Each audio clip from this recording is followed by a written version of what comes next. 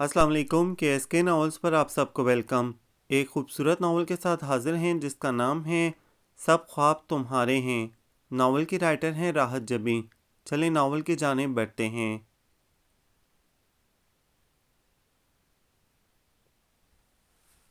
प्यारी अरूज आदाब, सदा नीले आकाश तले फूलों की मानित मुस्कुराओ।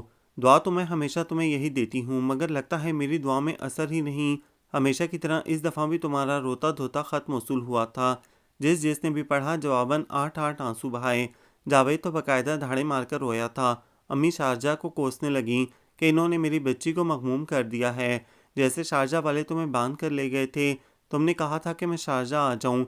ज़रूर, क्यों नहीं, आपका हुक्म सर आंखों पर। शारजा मेरे मामू का पिंड ही तो है। 5 रुपए देकर तांगे में बैठूंगी और पहुंच जाऊंगी। यह शायद मेरे घर के पिछवाड़े वाक़या है। मैं छत पर चढ़कर झट से छलांग लगाऊंगी और पट से शारजा में आ गिरूंगी। तुम सहन में आन खड़ी हो। अल्लाह जाने शारजा में सहन होते हैं या नहीं, लेकिन तुम बस इंतज़ार करो, मैं पहुंच रही हूँ। जहाज़ में सीट ना मिली तो क्या हुआ, जावेद का साइकिल तो मौजूद ही है। क्या हुआ जो इसकी चेन बार बार उतर रही है। सोनी ने कच्चे घड़े पर दरिया अबूर किया था।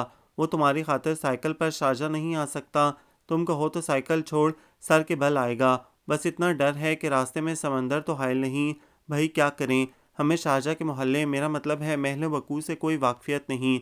वाकफियत है तो बस इतनी कि वहाँ जावेद मियाँ दाद ने एक मरतबा छक्का मारा था। जावेद तो कुछ न कुछ कर लेता, मगर मजबूरी ये है कि तुमने मुझे बुलवाया है। और बेअक्ल बीबी, ज़रा होश के नाखुन लो। वैसे आज तक हमें भी खबर नहीं कि ये मिलते कहाँ से हैं। अगर शारजा से मिलते हैं तो 2 दर्जन हमें भी भिजवा दो। जिस लड़की ने आज तक यादगार साहिवाल नहीं देखा, वो शारजा आई तो क्यों कर। तुमने पूछा था हम सब आजकल क्या कर रहे हैं, तो सुनो। अम्मी हस्बे मामूल अपनी मुर्गियों की नाज बरदारी में लगी हैं। इन्हें निहाल होती निगाहों से देखती और लहसुन प्याज छील काट कर खिला रही हैं, और खुश हैं कि आज चारों मुर्गियों ने 4 अंडे दिए हैं। हालांकि इसमें खुश होने वाली कौन सी बात है। 4 मुर्गियां 4 अंडे ही देंगी, 5 तो देने से रहीं। जावेद बरामदे में बैठा सरदाई घोट रहा है और साथ ही जॉर्ज माइकल को सुन रहा है। मशरिक व मगरिब का ये हसीन इम्तिजाज है, सरदाई और इंग्लिश म्यूज़िक। साथ इसकी ऊट पटांग हरकतें अरूज पर हैं। सुमेरा नावल पढ़ रही है। वो बार बार पूछ रहा है, तुम इस्लामियात की किताब पढ़ रही हो ना। कभी एकदम से चीख कर सुमेरा को आवाज़ देता है। वो आफ्ता व खिजा लपक कर करीब जाती है तो आराम से कहता है, मैंने कब बुलाया है। और कभी एकदम सर उठाकर कहता है, मैं पागल होने वाला हूँ, मुझे रस्सियों से बांध दो। अल्लाह अरूज, तुम इसकी बातें सुनो तो हंस हंस कर पागल हो जाओ। अजब पागल व बातूनी शख्स है, लगता ही नहीं कि इतना बड़ा हो गया है। पता नहीं तुम्हारा गुजारा किस तरह होगा इसके साथ। सुमेरा हार्डी का नावल टेस्ट पढ़ रही है और इस बात पर मुतफिक नज़र आती है कि हार्डी कम अज़ कम मेरे जितना अच्छा तो लिख ही लेता था। मुसरत भी मेरे पास बैठी किसी सोच में डूबी है। ये भी अजीब मज़े की चीज़ है। मेरा नावल इसे ज़्यादा पसंद आए तो छत पर से लपक कर शादा व फरहां भागी चली आती है। हाय रूहा आपा, इस दफ़ा तुम्हारा नावल सबसे अच्छा है। और अगर ना पसंद आए तब भी भागी आती है, मगर मगमूम सूरत के साथ कि इस दफ़ा फ़ला फ़ला राइटर ने ज़्यादा अच्छा लिखा है। मगर एक बात है, ये सुमेरा और मुसरत मुझे एक अजीम राइटर ज़रूर मानती हैं, और ये हकीकत है कि इन्हीं जैसे लोगों की वजह से मैं राइटर कहलाती हूँ। अब्बा की बैठक हमेशा की तरह आबाद है। हुक्के का दौर चल रहा है। मैंने अभी अभी चाय बमाए बिस्किट के भिजवाई है। भाभी मुँह लपेटे लेटी हैं और मुझे यकीन है कि इस पुरसुकून माहौल में रखना डालने की कोई नई साजिश तेरे गौर होगी। और रही मैं, तो मैंने अभी अभी सहन और बरामदे धोए हैं। सलोनी शाम अंगनाई में उतर रही है। सुर्ख सुर्ख बरामदे, सुख चैन का पेड़ धुल धुलाकर खूब निखर आया है और मैं इसके नीचे बिछी चारपाई पर बैठी लिख रही हूँ। अगर यहाँ पानी का कोई कतरा दिखाई दे तो इसे मेरा आंसू मत समझ लेना। हाँ, मेरे 2 नए नावल शाया हुए हैं। मैंने वो डाइजेस्ट तुम्हें भिजवा दिए हैं। उम्मीद है अब मिल गए होंगे। बस यार, खुद को मसरूफ़ रखने का एक बहाना है। अबू ने इजाज़त नहीं दी, वरना एडमिशन ही ले लेती। अब अरूज डियर सिर्फ इतना कहना है कि खुश रहना सीखो। ज़िंदगी कभी हस्बे ख्वाहिश नहीं गुजरती। उफ, तुम मुझे पीटोगी। हाँ, वो भी ठीक हैं। यहाँ आओगी तो तफसीली बात करूँगी। उम्मीद है तुम कुछ लम्हे खुद को इस आंगन में ज़रूर महसूस करोगी। जनाब, ये इस आंगन का नहीं, हमारी तहरीर की खूबी का कमाल है। अम्मा दुआएं दे रही हैं, अब इजाज़त दो। फ़कत तुम्हारी रूहा। इसने पेन बंद किया और यूं ही सर उठाकर नोके बर्फ पर मचलते पानी के कतरों को देखने लगी, जिनके शफा बदन में सब्ज रंग झलक कर अजीब समा बना रहा था। डालियों में से कहीं कहीं नीला अंबर झांक रहा था। अभी अभी किसी टहनी पर कोई चिड़िया आ बैठी थी। वो इसकी चहचहाहट से महसूस होकर मुस्कुराने लगी। तभी जावेद ने बादाम घोंटने बंद किए, सरदाई को छान कर जग में डाला और सब अलम गलम वहीं छोड़ छाड़ इसके पास आ गया। लो डियर सिस्टर, जान बनाओ। इसने गिलास भरकर इसकी तरफ बढ़ाया। रूहा ने आंख के इशारे से भाभी की तरफ इशारा किया, जो मुंह पर दुपट्टा डाले ऊँग रही थीं। इन्हें पहले ही शिकवा था कि जावेद बहनों का ज़रूरत से ज़्यादा ख्याल रखता है। फितना सो रहा है। वो एक आंख दबाकर शरारत से बोला, फिर रूहा के बुरी तरह घूरने पर भाभी की तरफ मुतवज्जा हुआ। भाभी, ओ भाभी, अगर मुमकिन साजिश का ताना बाना बुन लिया हो तो सरदाई पिएं, इससे दिमाग में ताकत आएगी। अगर दिमाग हो तो दुश्मन को ज़ेर करने की सलाहियत बढ़ेगी। रूही ने इसके बाजू पर चुटकी काटी, मगर गेंडे की खाल थी, यूं ही मुस्कुराता रहा। भाभी ने मुंह से दुपट्टा उतार कर इससे देखा। 2 घड़ी चैन न लेने देना, क्या कह रहे हो? वो गनुदगी में थी। कुछ समझ में नहीं आया था, मगर जावेद से किसी बेहतर बात की उम्मीद तो इन्हें भी ना थी। मैं ये फरमा रहा हूँ, क्या आप मेरे मोहतरम व मुकर्रम हाथों से बनी लजीज और ठंडी सरदाई पीना पसंद करेंगी? क्या घोल कर लाए हो? वही शकी लहजा, सिर्फ बादाम। वो हर दर्जे इत्मीनान से बोला। अच्छा, इतना इसरार करते हो तो पी लूँगी। वो कसलमंदी से जमाई लेती हुई उठ गईं। बाखुदा मैं इतना ज़्यादा इसरार नहीं कर रहा, आप अपने दिल पर जबर मत करें। इसने झट हाथ पीछे कर लिया। हाँ, तुम लोग क्यों चाहोगे कि मैं कुछ खाऊं पीऊं? वो बदक कर बोली। भैया की सारी कमाई आपके हाथ में होती है, आप खाएं या पिएं, मगर ये खालिस्तान मेरी कमाई के बादाम हैं और मेरी स्वीट और इकलौती भाभी के लिए। इसने गिलास आगे बढ़ाया, मगर इनका मूड बिगड़ गया था। एक झटके से हाथ पीछे किया, चप्पल पहने और खटर पटर किचन में जा घुसी। कर दिया ना खफा, रूहा ने घूरा। ये तो इनका मशगला है यार, इसने बेनियाजी से कहकर गिलास मुंह को लगा लिया। तुम बाज ना आना अपनी हरकतों से, वो चिढ़ कर बोली। किसको खत लिख रही हो? वो इसकी बात यकसर नज़रअंदाज करके पूछने लगा। अरूज को। इसने खत पर एक आखिरी निगाह डाली और बंद करने लगी। अरे, इसे अच्छू लग गया। ज़रा देर खांसने के बाद पूछने लगा, क्या लिखा है? बड़ा इश्तियाक था इसके लहजे में। रूहा ने एक नज़र इसे देखा। तुम्हारे बारे में कुछ नहीं, इसने बेनियाजी से कहा। मेरे बारे में कुछ नहीं, जावेद ने कुछ सोचते हुए दोहराया। फिर मेरी तरफ से लिख दो। अरूज इनकी खालाजाद थी और जावेद की मंगेतर भी। 8 साल कबल वो लोग शारजा चले गए थे, मगर ना तो वो लोग इन्हें भूले थे और ना ही अरूज, जो हमा वक्त पाकिस्तान आने को बेताब रहती थी, जिसकी बड़ी वजह यकीनन जावेद था। क्या लिखूं? रूहा ने खत खोलकर मुंतजिर निगाहों से इसे देखा। फूलों पर शबनम की नमी है, रंगों की चादर सी तनी है, मौसम भी मंजर भी मैं भी। कहते हैं एक तेरी कमी, ख्वाबों ख्वाबों तू मिले, न जाने क्या हैं सिलसिले, पलकों पे है प्यार के न जाने कितने गुल खिले। तेरे ख्वाब सजाते रहना अब है मेरा काम, तेरी याद अबू आ गए। सुमेरा की आवाज़ ने इसकी आवाज़ का गला घोंट दिया। मारे गए। एक पल में जग ग्लास समेत वो कमरे में गायब हो गया। रूहा को सोचकर मुस्कुराई, फिर इसने खत की बैग पर वही अल्फाज लिख दिए थे। पंखा साफ करते करते वो मोहतरमा छिपकली की दुम पर भी कपड़ा फेर गई। छिपकली पंखे के ऊपर से लटक कर झूमने लगी। रूहा साहिबा ने समझा जाला है, हाथ से पकड़कर नीचे फेंकना चाहा, तभी इसके ललचले वजूद का एहसास होते ही इसकी फलक शगाफ चीखों के साथ ही धड़ाम धड़ाम की कई आवाज़ें आई थीं। डेवडी में जावेद पेन के पांचे चढ़ाए साइकिल धो रहा था। सरपट भागा आया। बैठक में मेज़ कुर्सी ऊंधे पड़ी थी और रूहा घुटनों में चेहरा दिए सोफे पर चढ़ी चीखें मार रही थी। मालूम हुआ छिपकली हाथ आ गई थी और रूहा बीबी बेहोश होने के करीब तर हैं। ओफो, एक ज़रा सी छिपकली से डर गई। कहाँ है? जावेद ने अपना सर पीट लिया। इधर उधर छिपकली की तलाश में नजरें दौड़ाईं। पता नहीं, यहीं कहीं गिरी थी। वो बाकायदा रो रही थी। कहाँ? अरे वो तो ये रही। इसने तिनका उछाला। वो चीखती हुई बेड पर जा पड़ी। फिर तो गोया जावेद के हाथ मशगला आ गया था। खूब तिगनी का नाच नचाया। तावतीका वो बाकायदा रोने न लगी। फिर मोहतरम की जान निकल गई। साथ लगाकर तसल्ली दी। आंसू साफ किए। भाड़ में जाओ तुम, अल्लाह तुम जैसा भाई किसी को न दे। इसने धक्का दिया तो हंसने लगा। इस दिन अपनी दोस्त से फरमाया जा रहा था, मेरा भाई लाखों में एक है, अल्लाह ऐसा भाई हर किसी को दे। वो शरारत से बोला, तुम हमारी बातें भी सुनते हो? रूही चिल्लाई तो वो ढिठाई से हंसने लगा। तभी भाभी आ गई। जहाँ इकट्ठे होते हो सर जोड़कर बैठ जाते हो। जावेद, तुमसे मैंने कहा था दही ला दो, रायता बनाना है। किस खुशी में वो सोफे पर नीम दराज हुआ। पकोड़े बना रही हूँ मैं, फायजा आ रही है। कौन फायजा? वो जानबूझकर सोचने लगा। भाभी ने चिढ़कर इसे देखा, जानती थी कि बन रहा है। फायजा इनकी छोटी बहन का नाम था। अच्छी लड़की थी और अक्सर आती ही रहती थी। अच्छा फायजा, भाभी की घूरी ने इसकी याददाश्त पर अच्छा असर डाला था। वो तो आती ही रहती है। अब इसके लिए दही लेने में इतनी दूर जाऊं? टांगे नहीं टूट जाएंगी तुम्हारी? 2 कदम का फासला है। इन्हें बहुत बुरा लगा। ठीक है, जुबान का तेज था मगर दिल का अच्छा था। ये वो अच्छी तरह जानती थीं। दोनों बहनें एक घर हो जाती तो कितना अच्छा होता। शारजा वालों का क्या पता आएं या ना आएं। ठीक है, ला दूंगा, मगर पहले आप ये सोफ़ा उठाकर मुझे दें। इसने इतनी रवानी में कहा कि भाभी का हाथ बेख्तियार सोफ़े की तरफ गया। फिर जावेद के कहके ने इन्हें बुरी तरह खज्जल कर दिया तो घूरती हुई बाहर चली गईं। जावेद दही लेने चला गया। रूही ने जल्दी जल्दी झाड़ू लगाई और फर्नीचर पर कपड़ा फेरने लगी। तभी पोस्टमैन बेल बजाकर लिफाफा अंदर फेंक गया। अरूज का खत था। वो बेतरह खुश हो गई। इसने लिखा था, जब तुमने इस घर का मंजर लिखा मुझे लगा मैं भी इस मंजर का एक हिस्सा हूँ। सुख चैन के पत्तों पर फिसलते कतरे मेरी हथेली पर ठहर रहे हैं। तुम्हें याद है धुले हुए सुर्ख बरामदों में नंगे पाँव चलना मुझे कितना अच्छा लगता था।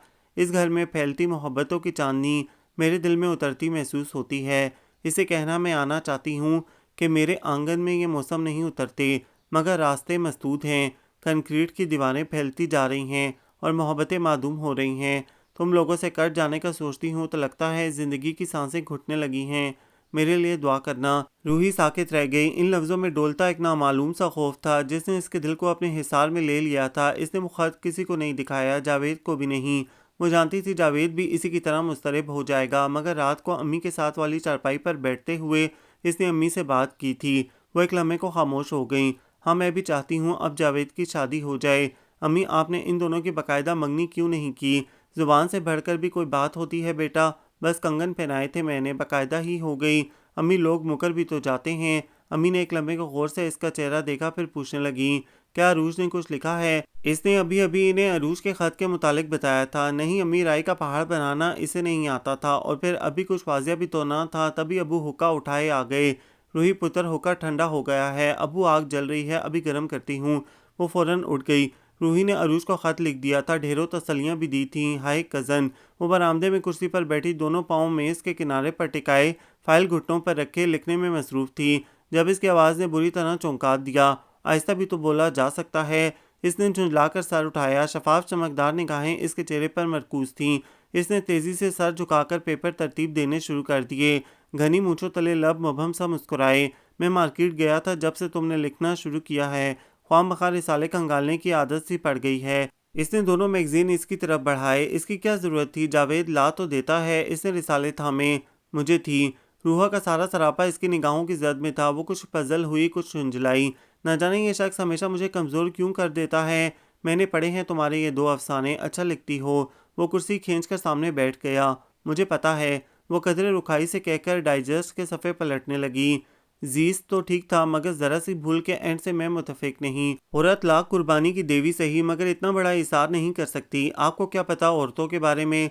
वो ज़रा सा सर उठाकर इसे देखते हुए बोली, ये हकीकत है कि सारे जहाँ की तनकीद वो खंदा पेशानी से बर्दाश्त करती थी, मगर एक इस शख्स के मुंह से सब अच्छा सुनने को दिल करता था। एक बात तो बताओ, ये जो तुम्हारे अफसानों में मोहब्बत अपनी तमाम तर शिद्दतों के साथ नज़र आती है, कभी तुमने खुद भी तजुर्बा किया है? वो बड़े आराम से पूछने लगा। या खुदा, वो धक से रह गई। कहीं इसकी रसाई डर गई थी, मगर हद दर्जे लापरवाही से बोली, ज़रूरी नहीं तजुर्बा किया जाए, मुशाहिदा भी कोई चीज़ है, और फिर मोहब्बत तो एहसास है हर जज्बे की। मेरी कहानियाँ तो बहुत सीधी सादी होती हैं, आम से घरेलू मौज़ूआत के गिर्द घूमती। पता नहीं आपने इसमें इतनी मोहब्बत कहाँ से ढूंढ ली? ज़रा सोचो कहाँ से ढूंढ ली? वो बराह रास्त इसकी आंखों में झांक कर बोला, और वो जुज़बुज़ होकर सहन में झांकने लगी थी। तभी कमरे से अम्मी निकल आईं। अरे मेरा अज़हर बेटा आया है। वो हमेशा अज़हर को इसी अंदाज से पुकारती थीं। वो अबू के दूर पार के अजीज़ का बेटा था, जावेद का अजीज़ तरीन दोस्त। बैंक में मुलाजिम था, वालिद भी ठीक ठाक कारोबार चलाते थे। शहर के मतमूल घरानों में इनका शुमार होता। गरीब रिश्तेदारों से मिलना पसंद नहीं करते थे, मगर आज़र इनसे यकसर मुख्तलिफ था। तबीयत में मुरवत, मतानत व इनकिसारी थी, सो हर बार चला आता। फिर ये सादा से खदोखाल वाली मुनफरिद सी लड़की कब इसके दिल की मकीन बन गई, खबर भी ना हुई, और वो इस वादी पुरखार में कदम रख गया। हालांकि कभी भी पजीराई नहीं हुई थी, मगर वो पुरयकीन था वो ज़्यादा देर तक मोहब्बत के तलस्सम से बच नहीं पाएगी। तभी चला आता। जावेद घर पर नहीं था, सो वो कुछ देर अम्मी से बातें करने के बाद चला गया, और बजाय डाइजेस्ट में गुमरूहा सोचती रह गई, कैसा अजीब शख्स है। जब सामने आता है तो चिढ़ होने लगती है, चला जाता है तो हर घड़ी इंतज़ार बन जाती है। रूहा पकौड़े तल रही थी, और फायजा दीवार के साथ टेक लगाए खड़ी कोल्ड ड्रिंक के सिप ले रही थी। पकौड़े भी खाए जा रहे थे, बातें भी हो रही थीं। अरे बेटी, इस गर्मी में यहाँ क्यों खड़ी हो? इधर कमरे में बैठो ना अपनी आपा के पास। अम्मी ने आकर कहा तो वो हंस दी। आपा से तो रोज़ बातें होती हैं फ़ोन पर, मैं तो रूही से मिलने आई हूँ। मगर ये सुमेरा कहाँ गायब हो गई है? अपनी बहन की निस्बत वो मिजाज की बहुत सादा और अच्छी थी। बहन बार बार क्यों बुलाती है? इससे भी आगाह थी, मगर इसे अच्छा नहीं लगता, सो कभी कभी रूहा से मिलने आ जाती। रूहा के साथ दोस्ती भी तो थी। इसके पर्चे शुरू होने वाले हैं, सारा दिन दिमाग खपाती है, ऊपर छत पर पड़ रही है। अम्मी कहकर बाहर निकल गईं। फ़ायज़ा रूहा को अपनी जॉब के बारे में बताने लगी। बाहर अम्मी की आवाज़ें आ रही थीं। वो सुमेरा को पुकार कर कह रही थीं कि आते हुए डिब्बे में से अंडे लेती आए। अबू हाथ में चिल्लम लिए डेवड़ी की तरफ नमूदार हुए। गाहे गाहे हाथ से ठंडे कोयलों को हिला जुलाकर फूंके मारने लगते, शायद कोई चिंगारी हो। नेक वक्त यह हुक्का ठंडा हो गया है, इसने सारी उम्र ठंडा ही रहना है। वह बड़बड़ाती हुई सहन के कोने में बने चूल्हे पर आग जलाने लगी। शाम का खाना भी किचन के बजाय यहीं पकता था। फ़ायज़ा ने किचन से निकलकर इन्हें सलाम किया। उन्होंने सर पर हाथ फेरकर दुआ दी और फिर से बैठक में चले गए। भाभी कमरे में थीं। वो अमूमन फ़ायज़ा को घर वालों के साथ मिलने जुलने का मौका फराहम करती थीं। तभी मुसर्रत ने छत पर से झांका। अबू और जावेद को ना पाकर अपनी छत से इनकी सीढ़ियों पर छलांग लगाई। खाला जी, रूही बाजी कहाँ हैं? बावर्ची खाने में, इन्होंने मुख्तसरन कहा और चूल्हे में फूंके मारने लगीं। वो भागती हुई किचन में घुसी, मगर फ़ायज़ा को देखकर ज़रा ठिठकी। आओ मुसर्रत, कैसा लगा तुम्हें मेरा अफसाना? रूहा ने मुस्कुराकर पूछा, हालांकि इसका खुशी से टिमटिमाता चेहरा बता रहा था सबसे अच्छा, और जवाब भी वही आया। यार रूही, कैसे लिख लेती हो ये सब? फ़ायज़ा पीढ़ी खींचकर इसके करीब बैठी। बस। रूही ने पकौड़े इन दोनों की तरफ बढ़ाए। ये वो सवाल था जिसका जवाब वो कभी किसी को ना दे पाती थी। हम भी पकौड़े खाएंगे? सुमेरा हाथ में अंडे लिए नमदार हुई। 4 हैं? मुसर्रत ने पूछा। जाहिर है। सुमेरा ने फ्रिज खोलकर अंडे अंदर रखे। बाजी, मुसर्रत की सोचती हुई आवाज़ इसके कानों से टकराई तो रूही ने पलट कर देखा। वो न जाने किस सोच में गलता थी। बाजी, ये मुर्गियाँ सिर्फ सुबह को अंडे क्यों देती हैं, रात को क्यों नहीं देती? इसके मासूमाना बल्कि बेवकूफ़ाना सवाल पर सभी हंस दिए थे। वो खजल सी होकर पकौड़ों पर झुक गई। वैसे अब खाला जी और मुर्गियाँ कुछ इस तरह लाजिम व मलजूम हो गई हैं कि एक के बगैर दूसरे का तस्वर भी मुहाल है। फ़ायज़ा ने कहा तो रूही हंसते हुए बताने लगी, अरे कुछ मत पूछो, घर में मुर्गी बीमार हो और बंदा तो अम्मा को ज़्यादा अपनी मुर्गी की फ़िक्र होती है। जाहिर है मुर्गी तो अंडा देती है और बंदा। आहा, फ़ायज़ा जी फिर आई हैं। जावेद का जुमला फ़ायज़ा पर नज़र पड़ते ही अधूरा रह गया। फिर मुंह ही मुंह में बड़बड़ाया, अब आई मेरी शामद। क्यों, तुम्हारी शामद क्यों आई? और ये फिर क्या मतलब था? मैं इतना कब आती हूँ? फ़ायज़ा ने कड़े तेवरों से इसे घूरा। नहीं, ज़्यादा तो नहीं, यही कोई हफ्ते में 7 दिन। इसने मुबालगा आराई की। तुम कहो तो ना आया करूँ। इसे अपनी इज़्ज़त नफ्स हर चीज़ से ज़्यादा प्यारी थी। तभी संजीदा निगाहों से इसे देखते हुए पूछने लगी, तुम भी किसकी बातों में आ रही हो? ये तो हमेशा फजूल बोलता है। रूहा ने इसे घूरा। अरूज का कोई ख़त आया? वो सफाई से बात का रुख बदल गई। कहाँ, 2 माह हो गए हैं मुझे ख़त लिखे, कोई जवाब ही नहीं आया, फ़ोन भी नहीं किया। वो दोनों अपनी बातों में मगन हो गई थीं। जावेद ने पकौड़ों से प्लेट भरी उठाई, थर्मास से चाय निकाली और छत पर चला गया। जावेद आया था। भाभी ने किचन में झांका। जी हाँ, मगर चला गया। एक तो ये लड़का ज़रा जो घर में टिकता हो। वो बुरी तरह झुंझलाई थीं। फ़ायज़ा ने एक गहरी नज़र इनके झुंझलाए चेहरे पर डाली और सर झटक कर रूहा से बातें करने लगी। शाम को वो वापस चली गई और शाम ही को अरूज का खत मिला, खुशी से मामूर। वो लोग अगले महीने वापस आ रहे थे। घर भर में खुशी की लहर दौड़ गई। अम्मी ने तो यूं दौड़ें लगवाई थीं जैसे वो लोग कल आ रहे हों। टाउन में इन लोगों का खूबसूरत बंगला भी तैयार था। नया सामान इन्होंने यहीं आकर ख़रीदना था। जावेद ने मजदूरों को साथ मिलाकर बंगले की खूब सफाई सुथराई करवाई थी। जुज भक्ति माली ने लॉन में कुछ फूल बूटे लगवा दिए थे। अम्मी ने सुमेरा और रूहा को मिलाकर अपने घर की खूब रगड़ाई शुरू की थी। बकौल इनके कि तुम्हारे खालू बहुत सफाई पसंद और कदरे नक चढ़े वाक़या हुए हैं। घर भर में अफरा तफरी का सा समा था। अबू को कोई फिक्र ना थी। इनकी बैठक आबाद थी। हुक्का हमा वक्त गर्म रहता, चाय का दौर चलता रहता। आखिर सितंबर की एक ठहरी ठहरी सी शाम मुंडेर पर आकर ठहर सी गई थी। फिजा में एक नामालूम सी उदासी खामोशी की चादर ओढ़े बहुत धीरे से सरायत कर गई थी। सुख चैन पर दूर देर से आया चिड़ियों का गोल उतर आया था। नीले अंबर पर सफ़ेद आवारा बदलियां भटक रही थीं। मौसम बदल रहा था और रूही को यह मौसम बहुत पसंद था। इस मौसम में ख़िज़ा की तरह बेजारी और कनूतियत नहीं होती, बस एक तब्दीली का एहसास होता है। इसकी खामोशी रूह को घायल नहीं करती, अपने अंदर झांकने का मौका देती है। हर चीज़ पर एक सकूत तारी था। घनी खामोशी में नन्ही चिड़िया की चूं चूं ने नन्ना सा शगाफ डाल दिया था। कितनी वाज़ेह और नुमायां आवाज़ थी, कुछ कहती सुनती और महसूस होती, जैसे हर आवाज़ सकूत की रिदा ओढ़े इस अजनबी चिड़िया को सुन रही हो। मुनी आपा ने सर उठाकर अपनी मुजमहल निगाहों से डोलती शाख पर झूलती नन्ही चिड़िया को देखा। काएं काएं, रूहा का कलम रुक गया। इसने सर उठाकर इस कौवे को देखा जो मुंडेर पर उतरती शाम के सन्नाटे में अपनी स्याह चोंच खोले शगाफ डाल रहा था। वो कलम लबों में दबाकर मुस्कुराई। किसके आने का संदेशा देते हो कागा? काएं काएं। सुनसान घर की खामोशी में ये आवाज़ वक्फे वक्फे से गूंजने लगी। इसने सर झुकाकर अपनी तहरीर का सिलसिला वहीं से शुरू किया जहां से टूटा था। तभी डेवड़ी में से कदमों की चाप उभरी, यूं जैसे कोई दानिस्ता दबे कदमों चल रहा हो। रूही की समातें अभी इस चाप से आगाह नहीं हुई थीं कि वो लिखने में मगन हो चुकी थी। तभी दो गुलाबी हथेलियां इसकी आंखों पर जा ठहरीं।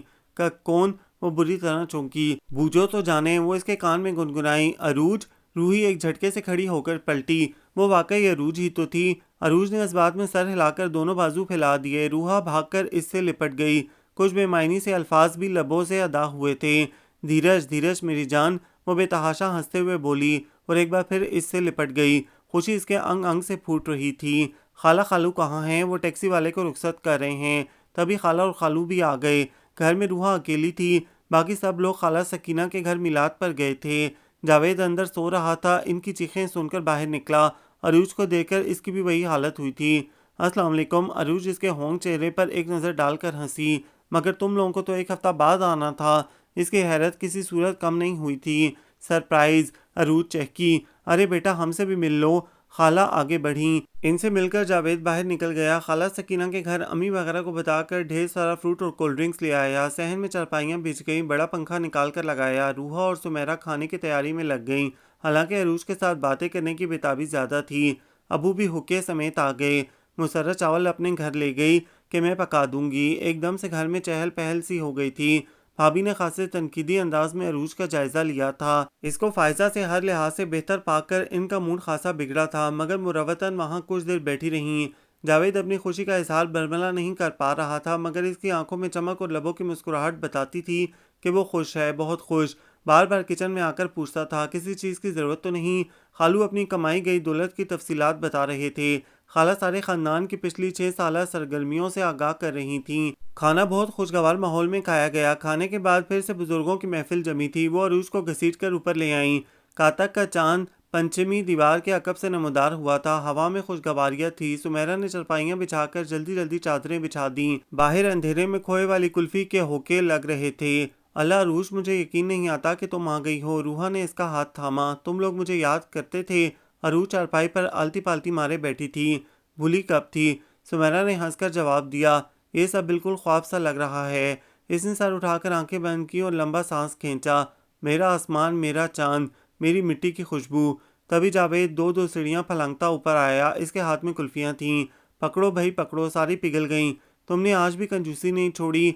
रूहा ने घूरा। हाय नहीं रूहा, मैं तो तरस गई थी इन कुल्फियों को। याद है हम लोग 2-2 रुपए जमा करके हर रोज़ खाया करते थे।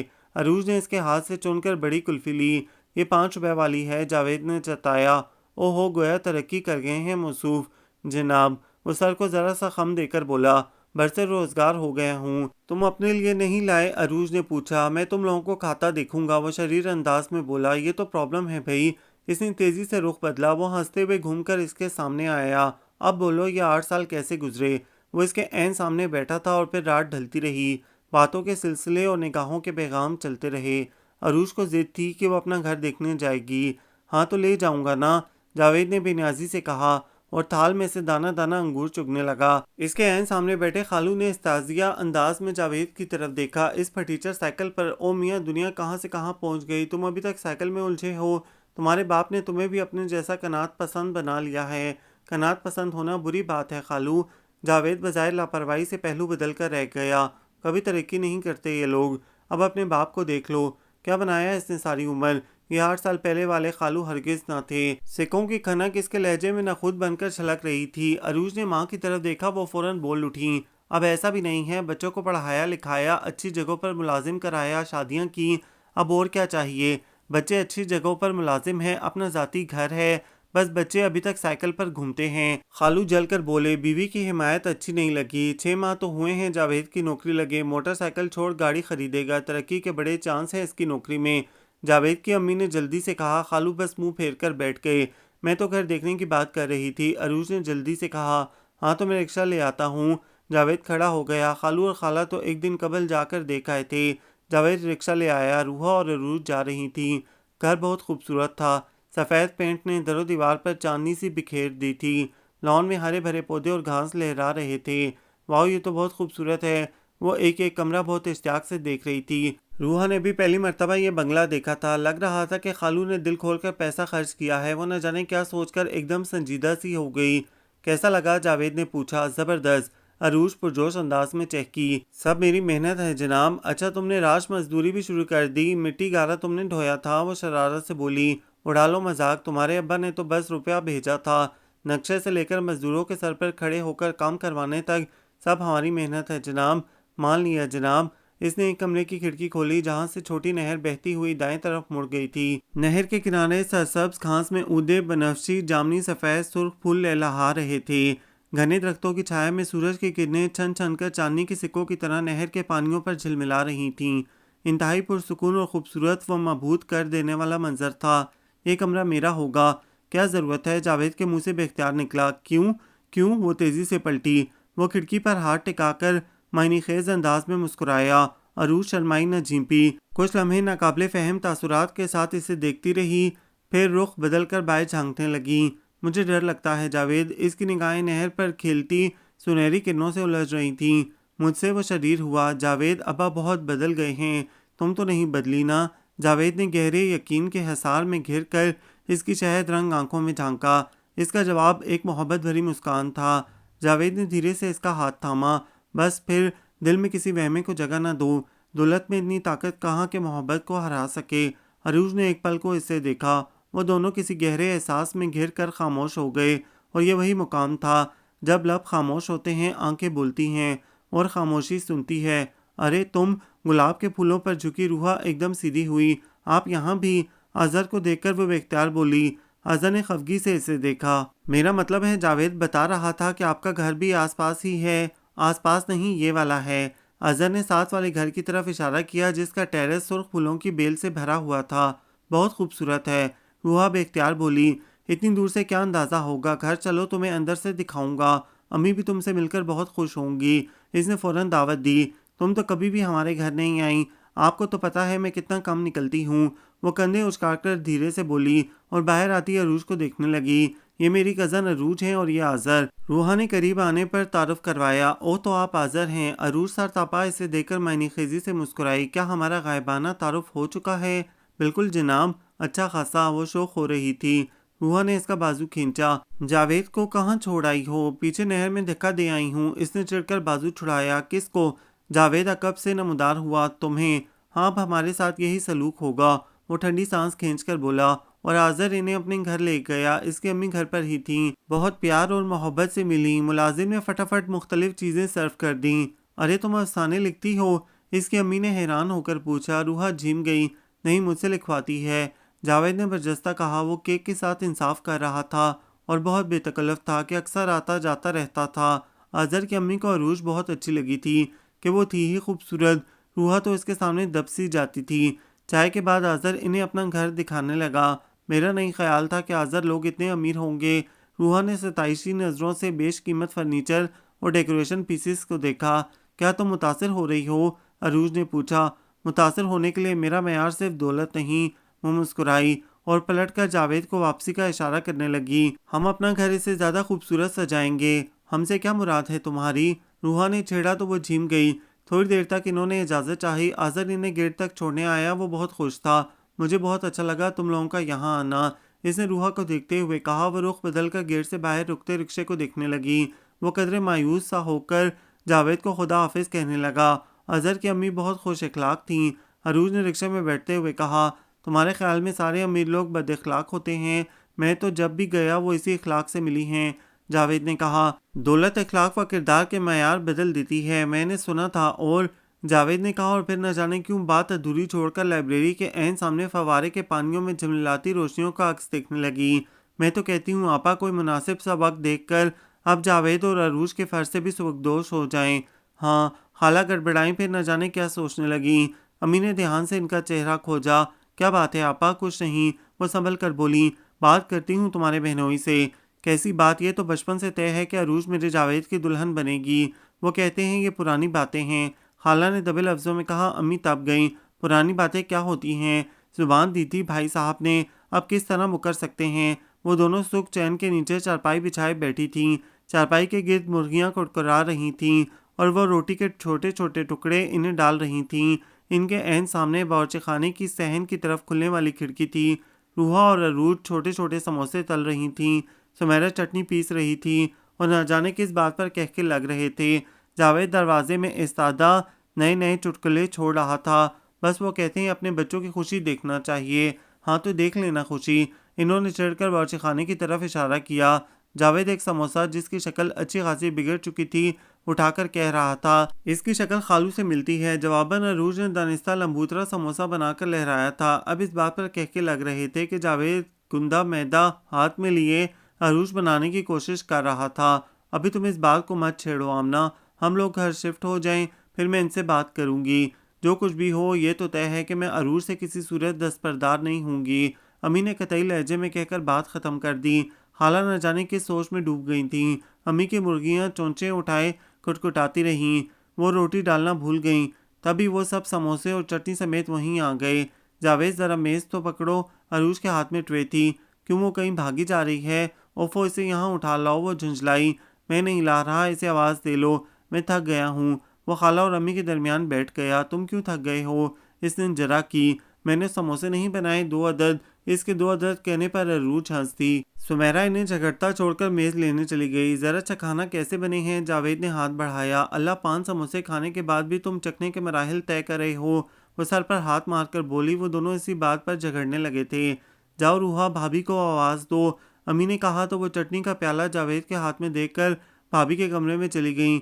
ये तुम्हारी बहू को हमारा यहाँ रहना पसंद नहीं क्या? खाला ने अचानक पूछा तो अम्मी सटपटा गईं।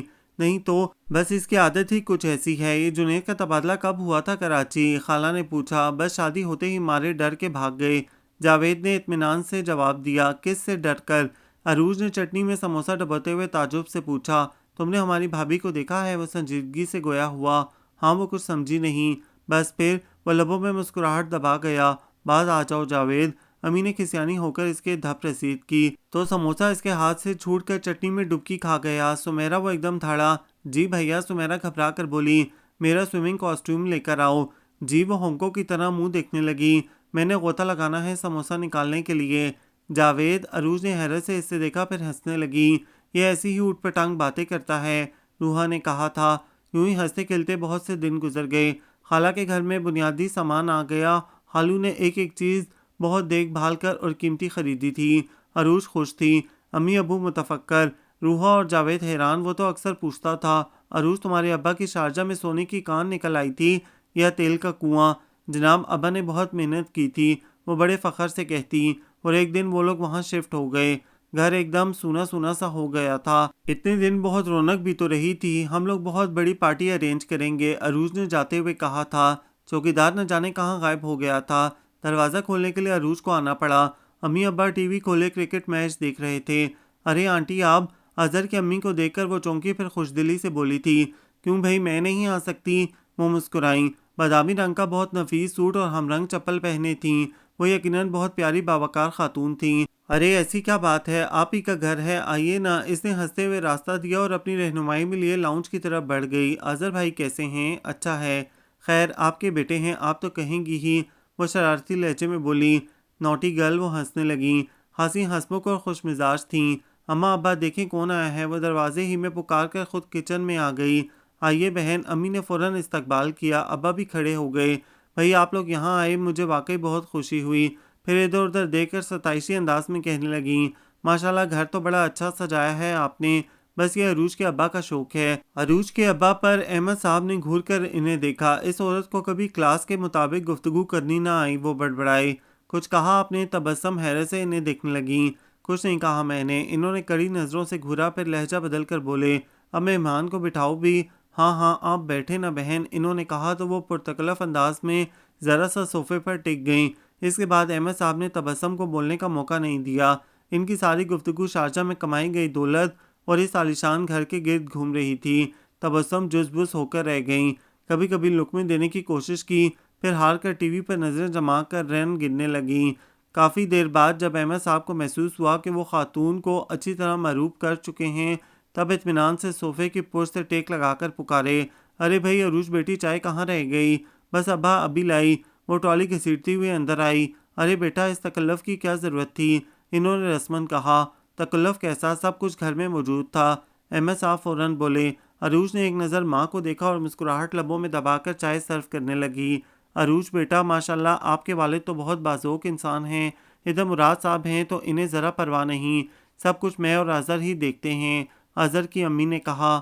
आज़र आपका बेटा है? तबस्सुम ने पूछा। इत्तेफाक से जितने दिन वो लोग रूहा के घर ठहरे, आज़र वहाँ आया ही नहीं था। क्या करते हैं बरखुरदार? अहमद साहब ने फ़ौरन पूछा। बैंक मैनेजर है। वैसे इसे जॉब की ज़रूरत तो नहीं, इसके पापा का बहुत अच्छा बिजनेस है। वो चाहते थे आज़र इनका बिजनेस संभाले, मगर इसने जॉब को तरजीह दी। इन्होंने कदरे तफसील से बताया। अच्छा अच्छा। उन्होंने इश्तियाक से ज़ोर ज़ोर से सर हिलाया और इससे कबल कि वो मज़ीद तफसील में उतरते, अरूज ने मौजू बदल दिया।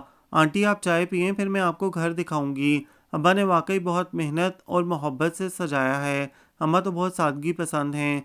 अम्मा अब्बा, जाहिल माँ की जाहिल बेटी। इन्होंने अरूज को घूर कर ज़ोर से पहलू बदला जो आंटी को केक पेश कर रही थी। लेना मेरी बेटी ने खुद बनाया है। वो बोल उठे। हाय, अरूज ने चौंक कर अब्बा को देखा जो कतन इसकी तरफ मुतवज्जा नहीं थे।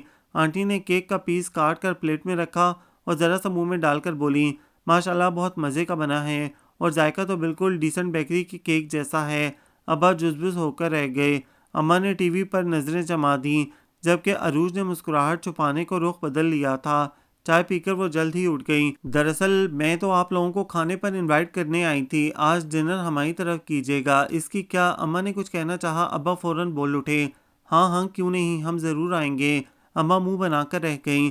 अच्छा फिर मैं चलती हूँ, डिनर पर मुलाकात होगी। अरूज इन्हें छोड़ने गेट तक आई। वापस गई तो अब्बा अम्मा के दरमियान जंग छिड़ी थी। तुम हमेशा जाहिल ही रहोगी। मेहमान को छोड़कर यूं टीवी पर नजरें जमाई थीं जैसे आज के बाद क्रिकेट देखने की सादत नसीब नहीं होगी। आप मुझे मौका भी तो देते। यूं बातें भिगा रहे थे जैसे आपकी फूफी की बेटी हूँ। वो जलकर बोली। हाँ, तुम्हें मौका देता और तुम इन्हें सुना रही होती अपने गुर्बत के दिनों की दास्तान, तो क्या हर्ज है? जो असल है वो तो है। ओफो अम्मा अब्बा बस करें। इससे कबल के ये बेमायनी बहस तूल पकड़ती अरूज बोल उठी। और तुम? वो इसकी तरफ पलटे। इनके सामने किस तरह अब्बा अम्मा की गर्दान कर रही थीं। अब तुम 800 रुपए के किराए के मकान में नहीं रहती हो, कम से कम मम्मी डैडी कहना ही सीख लो। जी? अरूज का मुंह खुल गया। लो ये नहीं सूझी। वो बेजारी से गोया हुई। मुझे नहीं पसंद ये मम्मी शम्मी। मैंने सोचा था अपने वतन वापस जाएंगे तो कुछ ये भी अपने ढंग में वापस आएंगे, मगर यहाँ तो आवे का आवा ही बिगड़ गया है। और तुम? अब्बा ने दांत पीसे। लोग 6 माह बाहर रह आए तो इनकी सूरत बदल जाती है, और इस औरत ने 5 साल बाहर रहकर गवाया। उफ! अरूज सर पकड़कर वहां से चली आई कि अब ये झगड़ा तूल पकड़ रहा था। फिर कुछ सोचकर इसने अब्बा अम्मा के बेडरूम से रूहा का नंबर मिलाया। हेलो जावेद, नाम तो यूं बताते हो जैसे डीसी लगे हो। वो मुस्कुराहट रोककर बोली। तुम्हें भी अपने अब्बा वाली आदत हो गई। वो तवील सांस लेकर बोला। कौन सी? नाम से पहले ओहदा पूछने की। फजूल मत बोलो। अच्छा ये बताओ कैसी हो? क्या मेरी याद आ रही थी? वो शरीर हुआ। अभी मेरा दिमाग ठीक है, अरूज इत्मीनान से बोली, मगर मेरा ख़राब हो चुका है। अब देखो सामने से भाभी आ रही हैं, मुझे लगता है सुल्तान राही चले आ रहे हैं। वह संजीदा लहजे में गोया हुआ। अहमक हो, वह हंसते हुए बोली, फिर पूछने लगी, रूहा कहाँ है? पंखे से लटक रही है। क्या मतलब? पंखे साफ कर रही है, इसने वजाहत की। किसका फ़ोन है जावेद? रूहा की आवाज़ आई। एलिज़ाबेथ टेलर का। क्या बदतमीज़ी है जावेद, रूहा को फ़ोन दो, मुझे इससे बात करनी है। अरूज चिल्लाई। मुझसे बात मत करना। वो फ़ोन रूहा के हाथ में थमाकर बोला। खफा हो गया है। खैरियत पूछने के बाद रूहा ने इतला दी। खुद ही मान जाएगा। तुम बात सुनो, आज तुम्हारे अजहर की अम्मी आई थीं। फजूल मत बोलो। तुम्हारे अजहर कहने पर वो जुज़बुज़ होकर टोक गई। ओहो, अफसानों में तो ऐसी बातें धड़ल्ले से लिखी जाती हैं, इसने छेड़ा। हर अफसानवी बात ज़िंदगी पर लागू नहीं होती। वो संजीदा लहजे में बोली। No lecture please. मैंने ये बताने के लिए फ़ोन किया है कि इन्होंने हमें डिनर पर इनवाइट किया है। मैं कौन सा ड्रेस पहन कर जाऊँ? ये क्या बात हुई? कोई सा भी पहन लो, तुम पर सब सूट करता है। हाँ, फिर तुम्हारे अजहर साहब को क्या फ़र्क पड़ता है? मैं कुछ भी पहन जाऊँ। वो ठंडी सांस भरकर बोली। अब के रूहा खामोश ही रही। यूं ही एक दफ़ा अजहर का तस्करा ही किया था इसने। अरूज ने राई का पहाड़ बना लिया था। हालांकि अभी तो वो खुद अपने जज्बों की गहराइयाँ ना नाप सकी थी। हाँ, अजहर इसे पसंद करता है, ये वो अच्छी तरह जानती थी। और ये भी हकीकत है कि इसे ये इंकशाफ बुरा नहीं लगा था। अच्छा कोई मैसेज तो नहीं देना? वो शौक हुई। अरूज तुम कैसी बातें करती हो? इसने चढ़कर टोका। वो मोहतात तबीयत की लड़की थी, ये सब अच्छा न लगता। अच्छा बाबा नहीं करूंगी, अरूज हंसते हुए बोली और इधर उधर की बातें करने लगी। तब देखा अब्बा ने इसे पुकार नहीं लिया।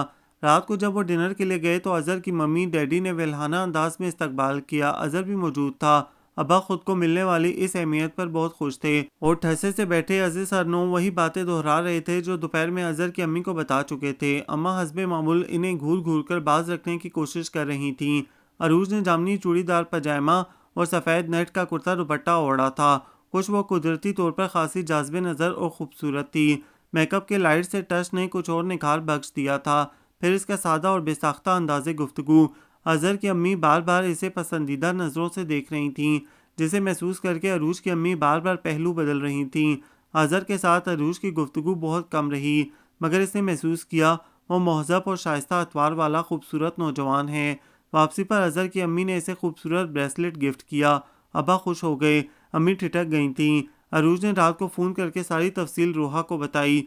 बाजी जी ये मैं पहन लूं? ऊपर से मुसर्रत एक सूट लहराती आई थी। तुम कुछ भी पहन लो बीबी, लगोगी तो वही बागड़ बिल्ली। जावेद कहता हुआ अंदर दाखिल हुआ। हाय बाजी। वो मुतफक्कर सी रूहा की तरफ पलटी। सचमुच में पहन कर?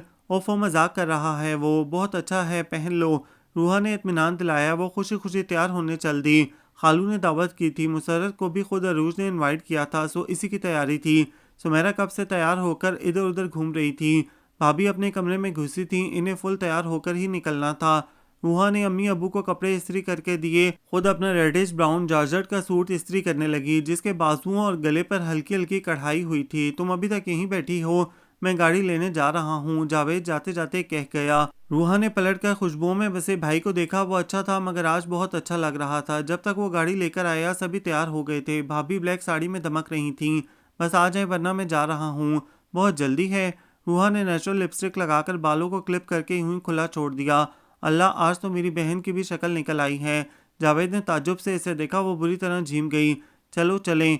हाय अल्लाह, मैं तो रह ही गई। मुसर्रत की हरासा सी आवाज़ आई। काश के तुम रह ही जाती। जावेद ने ऊंची एड़ी के सैंडल में इधर से उधर लड़कती मुसर्रत को देखा। बाजी जरा देखना मैं कैसी लग रही हूँ। मेकअप तो ठीक है, रुबीना ने किया है। इसने छोटी बहन का नाम लिया। हाँ भाई, बहुत अच्छी लग रही हो, रूहा ने तसल्ली दी। फिर सभी गाड़ी में लद कर रवाना हो गए। बाजी इतनी बड़ी कोठी है इनकी। मुसर्रत ने कोठी पर नज़र पड़ते ही रूहा के कान में सरगोशी की। मेहमान काफ़ी ज़्यादा थे। अवाइल नवंबर की खुनक सी गुलाबी शाम थी, जिसकी खुशबुओं में आती खिजा की आहटें भी शामिल थीं। मगर इस बड़े से लॉन में जैसे धनक के सातों रंग बिखरे थे। बाहर के सारे रंग अपने जोबन पर थे। सबसे पहले अरूज ने इन्हें देखा, लपक कर करीब आई। तुम अब आई हो? तुम्हें तो सुबह से आ जाना चाहिए था। अम्मी अबू से मिलते ही वह एक जोरदार चपत इसके कंधे पर रसीद करते हुए कहा। इसने कौन सा बिरयानी की देग चढ़ानी थी? सारा सामान व इंतजाम होटल के जिम्मे था। खालू बड़े फखर से कहते हुए करीब आए थे। वो अम्मी अबू से मिलने लगे। अब्बा को छोड़ो, तुम बताओ। फोन नहीं किया था मैंने। अरूज को अभी चैन नहीं आया था। ये मोजिज मेहमानों के इस्तकबाल का कौन सा तरीका है मोहतरमा? जावेद सामने आया। ओहो, आज तो जावेद का भी मुंह धुल गया। वो खिलखिलाई। Just shut up. जावेद ने इसका बाजू दबोच कर सख्ती से कहा। इतनी तौहीन तो बहरहाल वो भी बर्दाश्त नहीं कर सकता था। अरूज बस मुंह पर हाथ रखकर हंसती चली गई।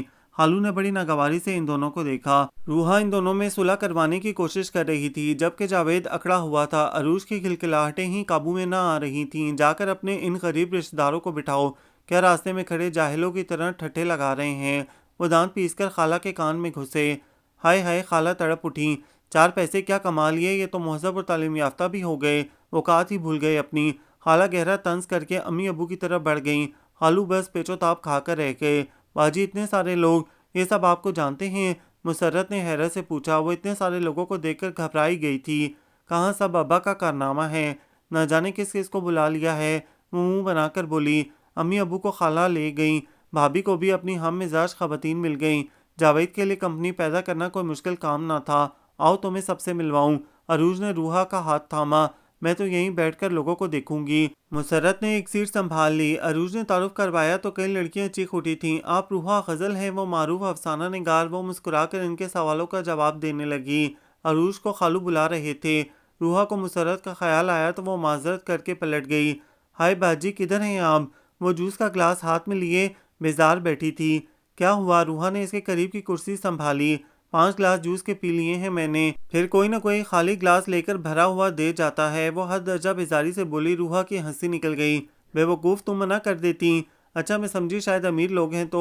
करीब किसी के खंगारने की आवाज़ आई। रूहा ने पलट कर देखा। अस्सलाम वालेकुम। बड़ी जानदार मुस्कुराहट थी इसके होंठों पर और आंखों की चमक गोया दुगनी हो गई थी इसे देखकर।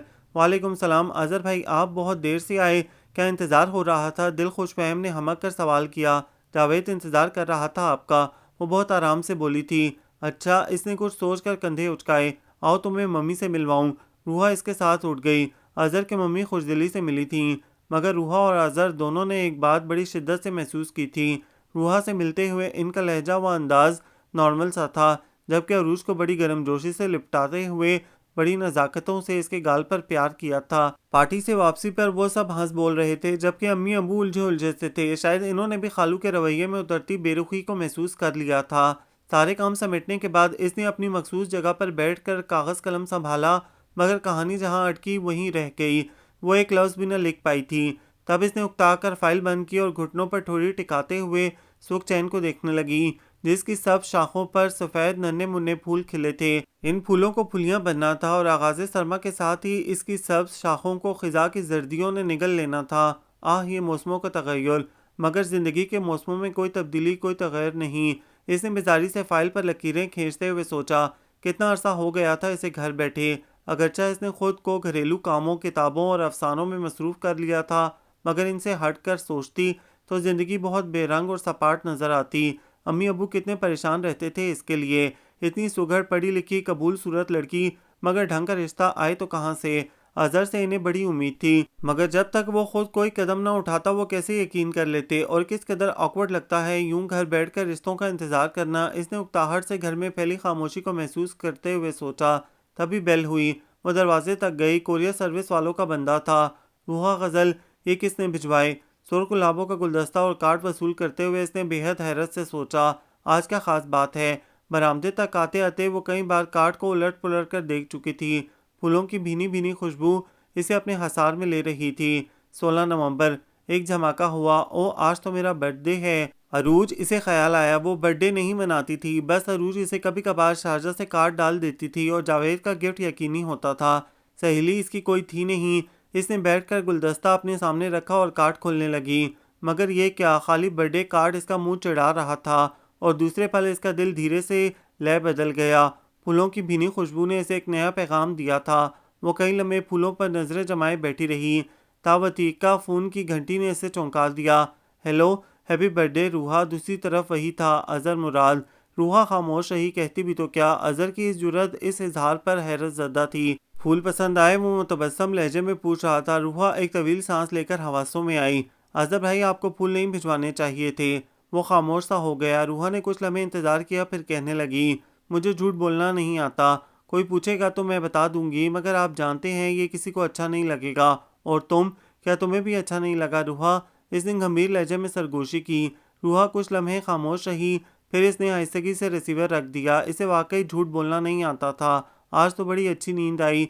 भाभी कमरे से बरामद हुई। रूहा ठिठक गई, अब क्या बताएगी? और वही हुआ। किचन की तरफ जाते जाते वो पलटी। अरे, ये फूल ये किसने भिजवाए? ये वो गड़बड़ा गई। आज मेरा बर्थडे है ना? अच्छा, हैप्पी बर्थडे, मगर ये फूल। इन्होंने गहरी नज़रों से इसके बदले हुए रंग को देखा तो कदरे शौक लहजे में पूछने लगी, कौन है वो जो हमारी बन्नों को फूल भेजता है?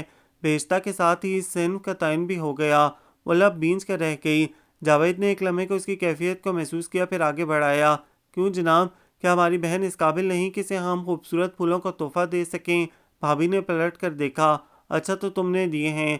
एक तो तुम भाई बहनों के चौंचले।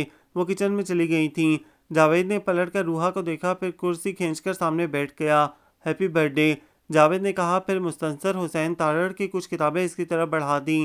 वो शुक्रिया भी न कह सकी। बहुत खूबसूरत गुलदस्ता है, किसने भिजवाया है? जावेद ने धीरे से फूलों को छुआ और सरसरी अंदाज में पूछने लगा, अजहर भाई ने। वो नज़रें झुका गई। जावेद ठिठक गया। बहुत गौर से इससे देखा। वो नाखनों पर नज़रें जमाए चोर सी बनी बैठी रही, फिर बदिक्कत बोली, मैंने इनसे कहा है, इन्हें ऐसा नहीं करना चाहिए था। वो दानिस्ता नज़रअंदाज करके खड़ा हो गया। तुम्हें खुशखबरी सुनाऊं? शायद वो समझ ही ना पाया था कि इसे क्या रद्द-ए-अमल इख्तियार करना चाहिए। तभी लहजा बदल कर बोला, मैंने मोटरसाइकिल खरीद ली है। कब वो बेख्तियार पूछने लगी। आज ही वो चाबी लहरा कर बोला, तुमने भाभी को नहीं बताया, वो खफा होंगी। खुशी सबसे पहले इन लोगों के साथ शेयर करनी चाहिए जो आपके साथ खुश हो सकें। इसका अपना फलसफा था। लो अब देखो भाभी, अम्मी, वो सबको आवाज़ें देने लगा। क्या है बरखुरदार, अबू बाहर से आए थे। और ये मोटरसाइकिल किसकी खड़ी है। अबू जी मैंने खरीदी है, लें। इसने चाबी इनकी तरफ बढ़ाई। अब आप मोटरसाइकिल चलाएं। अरे बेटा, सारी उम्र साइकिल पर सफ़र किया, इस उम्र में मोटरसाइकिल चलाते क्या अच्छे लगेंगे। ये तो तुम लड़कों की सवारी है।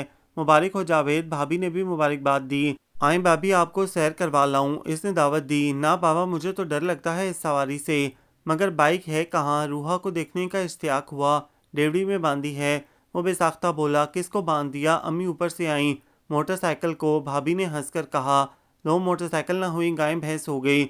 मगर वो एकदम चौंकी। जावेद इनका हाथ थामकर डेवड़ी में ले गया। सभी खुश हो रहे थे। अभी कल ही जुनैद भाई का फ़ोन आया था। इन्होंने गाड़ी खरीदी थी और आज जावेद ने बाइक। इनकी नज़रों के सामने इनके लगाए पौधे फल देने लगे हैं। कामयाबियां धीरे धीरे सही मगर इनके कदम चूम रही थीं। चलो रूहा बीबी, तुम्हें सैर करवाते हैं और मिठाई लेकर आते हैं।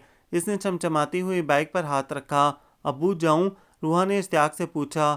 हाँ हाँ, वो पहली बार बाइक पर बैठी थी। डर भी लग रहा था और मज़ा भी आ रहा था। इसने जावेद की शर्ट दबोच रखी थी। यार गला घोंटोगी, जावेद ने दुहाई दी थी। वो हंसने लगी। जावेद ने इसे बर्गर खिलाया, फिर आइसक्रीम, इसके बाद कितनी ही मिठाई खरीदी थी। एक डब्बा खाला खालू के लिए भी लिया। वहाँ पहुँचे तो शाम के साए ढल रहे थे और अरूज लॉन में टहल रही थी। ओहो, ये नई नवेली बाइक कहाँ से उड़ाई है। रूहा से मिलने के बाद इसने पूछा। माँ बदौलत की ज़ाती सवारी है। जावेद ने कॉलर खड़े किए।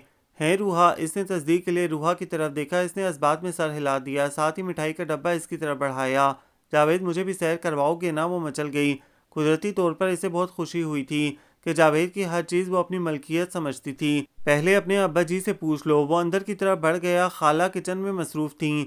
देर खाला, इसने जाते ही इन्हें घुमा डाला। मुझे मुबारकबाद दें। क्यों भाई, तरक्की हो गई मेरे बेटे की। इन्होंने प्यार से सर पर हाथ फेरा।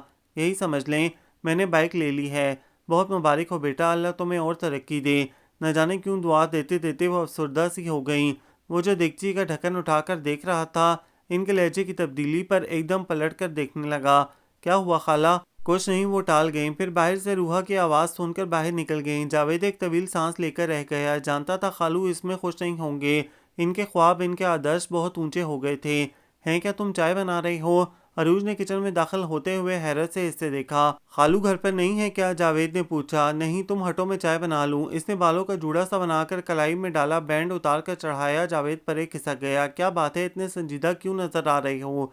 कुछ नहीं, इसने यूं सर झटका जैसे किसी सोच को परे धकेल रहा हो। तुम्हें पता है जावेद, मैं तुमसे खफा हूँ। ऐसी क्या खता हो गई हमसे? वो हंसा। तुमने बिल्कुल ही आना छोड़ दिया है। पता है मैं इतनी बोर हो जाती हूँ अकेले। इसने मुंह बनाया।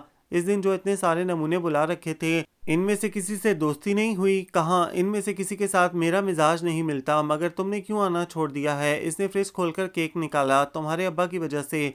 वो इत्मीनान से बोला। है क्या, इन्होंने मना किया है? वो पलट कर इसे देखने लगी। नहीं, मगर मुझे देखकर इनका मुंह यूं बनता है जैसे मैं कोनैन की गोली हूँ और इनके हलक में अटक गया हूँ। ऐसी कोई बात नहीं, इसने हंसते हुए झुठलाया। ऐसी ही बात है। और अब तो मैं सोच रहा हूँ जाते ही अम्मी से बात करूं। इससे कबल कि तुम्हारे अब्बा के ख्यालात का तख्ता मुकम्मल तौर पर उलट जाए, कम से कम हमारा मामला तो पार लगा दें।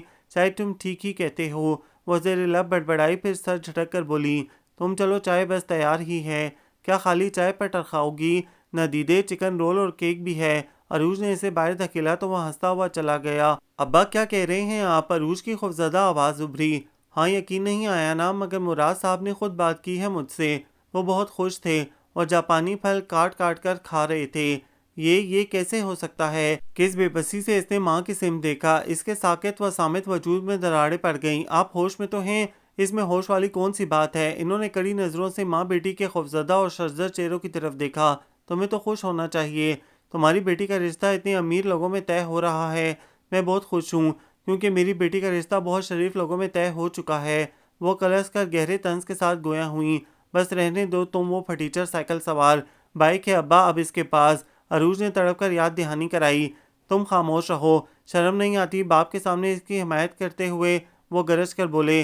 अम्मा, इसने मदद के लिए माँ को पुकारा। अम्मा, अम्मा मत करो, होगा वही जो मैं चाहता हूँ। वो दपट कर बोले। आप कुछ भी कहें अब्बा, मैं अजहर के साथ शादी हरगिज नहीं करूंगी, अरूज ने कहा और फिर वहां रुकी नहीं। देख ली तुमने अपनी तरबियत, कैसे मुंह फाड़ कर कह गई है, मैं तो आपको देख रही हूँ, 4 पैसे क्या आए, रिश्ते नाते सब भूल बैठे, अपनी औलाद की बेहतरी सोच रहा हूँ, क्या बुरा कर रहा हूँ?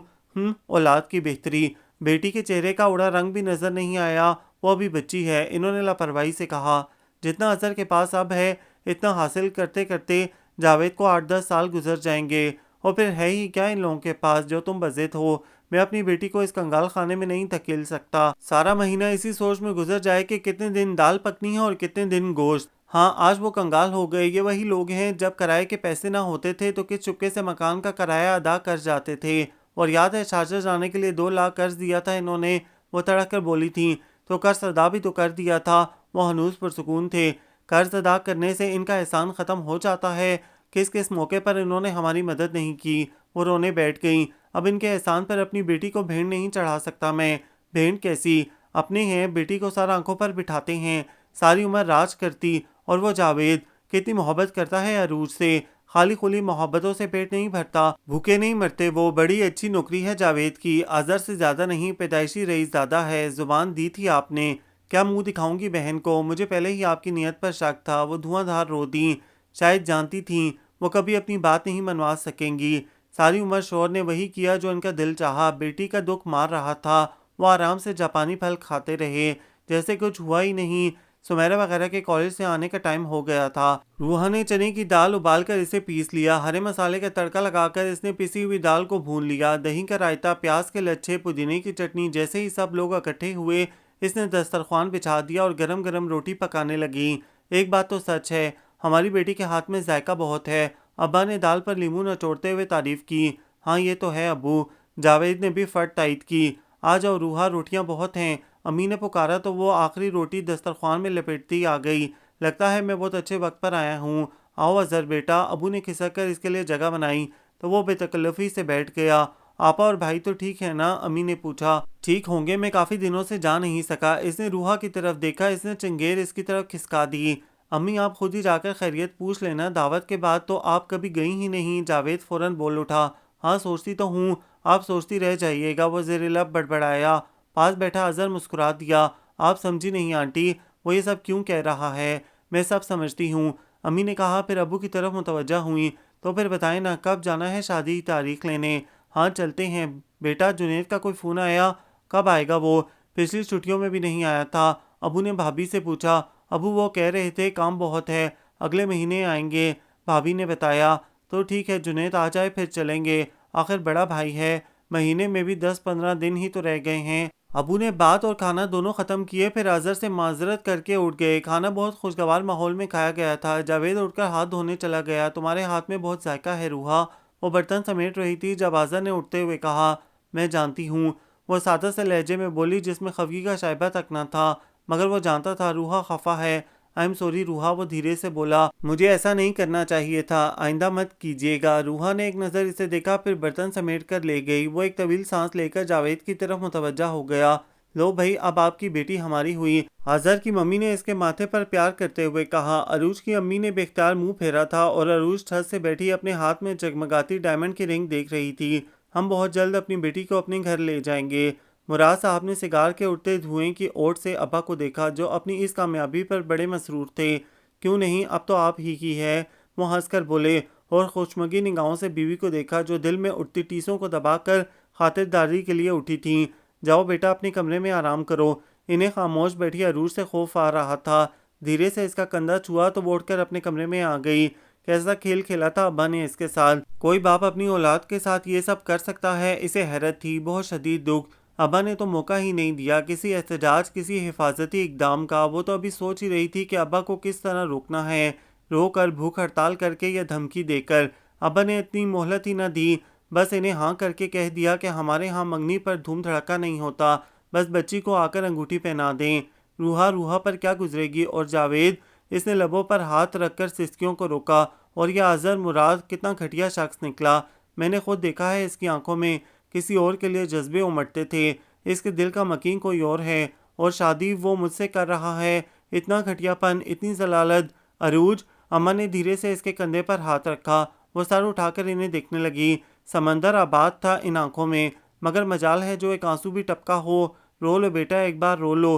कच्ची उम्र से एक ख्वाब बसाया था हमने खुद तुम्हारी आंखों में, और अब खुद ही नोच डाला। वो खुद किरची किरची हो रही थी। अम्मा आप जानती है ना, मैं इस घर के सिवा किसी और घर का तस्वर भी नहीं कर सकती। वो उनके दोनों हाथ थामते हुए पूछने लगी। वो इसे साथ लगाकर रो पड़ी। मैं तो जानती हूँ बेटा, मगर तुम्हारा बाप नहीं जानता। इसकी आंखों पर दौलत की पट्टी बन गई है, सारे रिश्ते नाते भूल गया, बिजनेस कर रहा है मुराद भाई के साथ मिलकर। क्या पैसे में वाकई इतनी ताकत होती है अम्मा के अपनी औलाद की आंखों के आंसू भी नजर नहीं आते? वो अजीब से लहजे में पूछ रही थी। वो क्या जवाब देती? दुपट्टे के साथ आंसू साफ करती रहीं। अरूज के अंदर गुबार सा उठ रहा था। इसका दिल चाह रहा था वो चीखे चिल्लाए, कुछ भी ना हो तो सामने वाली नहर में छलांग लगाकर जान दे दे, मगर अजहर मुराद के साथ शादी न करे। इसने सर उठाकर रोती बिलखती माँ को देखा। अम्मा अब बोलो, अगर मैं एक मशरकी लड़की की तरह ये कुर्बानी देने से इनकार कर दूं तो? इसके अजीब लहजे पर अम्मा रोना भूलकर खौफजदा नजरों से इसे देखने लगीं। अरूज तुम कुछ नहीं करोगी, तुम जानती हो होगा वही जो तुम्हारे अब्बा चाहते हैं। मैं भी तो अब्बा की बेटी हूँ। अरूज, इसके लहजे में कुछ तो ऐसा था कि वो दहल कर रह गईं। अरूज रुख बदलकर खिड़की खोलने लगी। अम्मा आप नहीं जानती अब्बा के इस फैसले से कितनी जिंदगियां तबाह होनी हैं। इसका जहन न जाने कौन कौन से ताने बाने बुन रहा था। शाम धीरे धीरे आंगन में उतर रही थी। सहन में चारपाइयां बिछी थीं, जिस पर बैठे अबू अम्मी के साथ बातों में मगन थे। रूहा अपनी मखसूस जगह पर बैठी इस माह के आने वाले डाइजेस्ट देख रही थी। सुमेरा, रुबीना और मुसर्रत छत पर शाम एंजॉय कर रही थीं। भाभी परसों से मैके गई थीं। जावेद पाइप लगाए मोटरसाइकिल धो रहा था और डेवड़ी में हर तरफ पानी ही पानी था। अम्मी की मुर्गियां दरवाजे से बाहर घर में आने के लिए कटकटा रही थीं। तभी दरवाजे पर दस्तक हुई। आहा खालू जान, आज इधर का रास्ता कैसे भूल गए? दरवाज़ा खोलते ही वो चहका। देख लो मियाँ, वो मबहम सा कहकर अंदर आ गए। अम्मी अब्बू दोनों ही इस्तकबाल के लिए खड़े हो गए। आइए भाई साहब, आप तो इस गरीब खाने का रास्ता ही भूल गए। अबू ने दबे लफ्ज़ों में शिकवा किया। हम तो आपको दावत देने आए हैं। इन्होंने रूहा के सलाम के जवाब में सर पर हाथ रखा। कैसी दावत खालू? जावेद इनके पास बैठ गया। और ये मिठाई कैसी? हलवाई की दुकान खोल ली क्या? जावेद ने अपने मखसूस लहजे में मजाक किया। तुम्हारी बोलती तो अभी बंद होगी। वो मुंह ही मुंह में बड़बड़ाए, फिर हंसकर डब्बा खोलते हुए बोले, लो आमना बहन, मुंह मीठा करो। खैर से तुम्हारी भांजी की बात पक्की हो गई है। सब ने ही एक दूसरे को देखा था, मगर ना समझने के अंदाज में। किसकी? अम्मी ने ताजुब से इन्हें देखा। अरे भाई, अपनी अरूज की। किस आराम से धमाका किया था इन्होंने। जावेद को लगा आसमान सर पर आ गिरा है। क्या कह रहे हैं भाई साहब? अबू ने बड़ी हैरत से इन्हें देखा। यकीन नहीं आया ना? वो है ना अपना अजहर मुराद, इसके साथ तय हुई है। किस मज़े से बता रहे थे, मगर ये दूसरा धमाका हुआ था जिसने रूहा के वजूद के परखचे उड़ा दिए। अरूज, अजहर। जावेद ने बेख्तियार पलट कर रूहा को देखा था। वो शजदर सी लबों पर हाथ रखे खड़ी थी। ये कैसे हो सकता है खालू? शदीद गुस्से से जावेद की आवाज़ लरस गई। खालू ने इसकी इस कैफियत को बड़ा एंजॉय किया। क्यों नहीं हो सकता? आप अच्छी तरह जानते हैं कि अरूज हमारी अमानत थी। अबू ने हाथ उठाकर जावेद को कुछ भी बोलने से रोका था। वो भी लब बींच कर रह गया। आप भी कमाल करते हैं, बचपन की बातों को अब तक सीने से लगाए बैठे हैं। वो बेनियाजी से बोले। जुबान भी कोई चीज़ होती है भाई साहब, अम्मी ने तिनक कर कहा। बात यह ऐसी थी, किसी सूरत हलक से नीचे न उतर रही थी। हाँ होती है। वो मिठाई का डब्बा चारपाई पर रखकर खड़े हो गए। मगर बच्चे बड़े हो जाएं तो फिर इनके ख्यालात व रवैये देख कर फैसले करने पड़ते हैं। रहने दें भाई साहब, सब ख्यालात व रवैये जानती हूँ मैं। पता नहीं मेरी बच्ची पर क्या गुजर रही होगी। जिस दिन से आप शारजा से लौटे हैं, मैं तो आपका रवैया देखकर ही ठिठक गई थी। अम्मी कलस कर बोली, अरूज मेरी बेटी है, इन्होंने गोया जताया था, इसीलिए ऐसा सलूक कर रहे हो। अबू ने सर उठाकर इन्हें देखा। अगर कोई शिकायत है तो मिल बैठकर दूर कर लेते हैं। कोई शिकायत नहीं भाई मियाँ, मुझे अच्छा रिश्ता मिला तो मैंने बेटी की बात तय कर दी। हर कोई अपनी बेटी की बेहतरी सोचता है। अब मैं चलता हूँ। तारीख तय हो गई तो बताने आ जाऊँगा। उन्होंने तय कर लिया था किसी को इतना मौका ही नहीं देना कि वो एहतजाज कर सके। ऐसा किस तरह हो सकता है? रूहा बेटी, ज़रा फ़ोन तो मिलाओ, तुम्हारी खाला से बात करूं।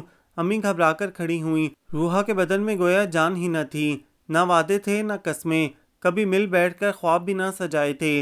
मगर इसके कोरे कवारे जज्बों में हलचल तो मचाई थी इस बेदर्द ने। मैं देखता हूँ ये सब किस तरह होता है। जावेद ने मिठाई के डब्बे को हाथ मारा और तनतनाता हुआ बाहर निकल गया। अजहर, मुझे आपसे बहुत ज़रूरी बात करना है। अरूज ने इसकी गाड़ी को एन गेट के सामने रोका था। क्या इतनी ज़रूरी बात है कि यहाँ गेट पर की जाए? अंदर तो चलो। इसने मुस्कुराकर इसके तने तने नकूश को देखा। नहीं, यहाँ नहीं, कहीं और। वो लप काट कर बोली, रूहा तो ठीक है ना? किस बेसाख्ता तड़प से इसने पूछा था। अरूज ने बड़ी कड़ी सुलगती निगाह इसके चेहरे पर डाली थी। मैं नहर के किनारे आपका इंतजार कर रही हूँ, वो कहकर पलट गई। अजहर ने बेहद हैरत से इसे जाते देखा। चौकीदार गेट खोले मुंतजिर था। वो गाड़ी अंदर ले गया और फिर वहीं से पलट आया। अरूज नहर के किनारे बड़े जारहाना तेवरों के साथ इसका इंतजार कर रही थी।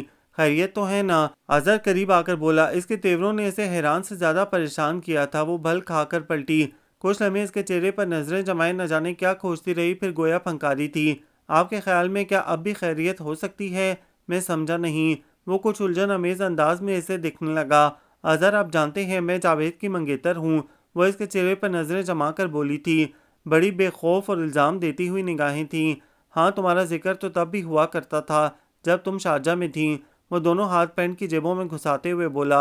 आप जानते हैं वो मुझसे कितनी मोहब्बत करता है। इसका लहजा अब भी वैसा था, ठोस और बेलचक। अजहर इसके सवाल का मकसद नहीं समझा था, फिर भी इसने कंधे उचकाते हुए जवाब दिया था। हाँ, और मैं कितनी मोहब्बत करती हूँ इससे, इसका अंदाज़ा है आपको? मेरा ख्याल है मैं अंदाज़ा लगा सकता हूँ। अब के वो कज़न मुस्कुराया था। इसके इसके बावजूद वो मुठियाँ बींच कर बेयकीनी से इसे देख कर बोली थी। तुम इंतहाई घटिया इंसान हो आसर। स्टॉप इट अरूज। वो बेख्तियार से टोक गया। तुम क्या कह रही हो? मेरी कुछ समझ में नहीं आ रहा। बहुत अनजान बनते हो तुम। मगर इस मासूम लड़की का क्या कसूर था जिससे तुमने मोहब्बत आशना कर दिया? मेरा और जावेद का क्या कसूर था? बोलो, क्यों किया तुमने ऐसा? वह एकदम फट पड़ी थी। आज़र ने एक तवील सांस लेकर इसे बाजू से थामा और पास पड़े बेंच पर ज़बरदस्ती बिठाया था। फिर इसके सामने पंजों के बल बैठते हुए नरम और मध्यम लहजे में बोला, प्लीज़, अब तो मुझे तफसील से बताओगी कि मुझसे क्या कसूर सरजद हुआ है? अरूज ने खा जाने वाली नज़रों से इसे देखा, फिर एकदम हाथ की पुश्त इसकी तरफ की। ये क्या है? आज़र ने एक नज़र डायमंड रिंग पर डाली और मुस्कुरा दिया। बहुत खूबसूरत है। क्या जावेद ने दी है? और अरूज दोनों हाथों में चेहरा छुपाकर फुट फुट कर रो दी थी। तुम घटिया ही नहीं, अजियत पसंद भी हो। वह तवील सांस लेकर नहर के पानियों में झांकने लगा, गोया कुछ भी पूछने का इरादा मुलतवी कर दिया। अरूज की हर बात इसके सर पर से गुजर गई थी।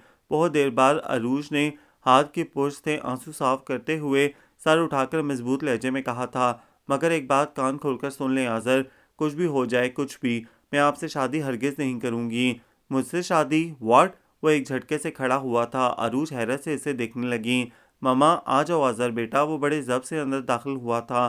पापा बेड पर नीम दराज कोई बिजनेस मैगजीन देख रहे थे। ये इनकी फुर्सत के औकात का वाहिद मशगला था।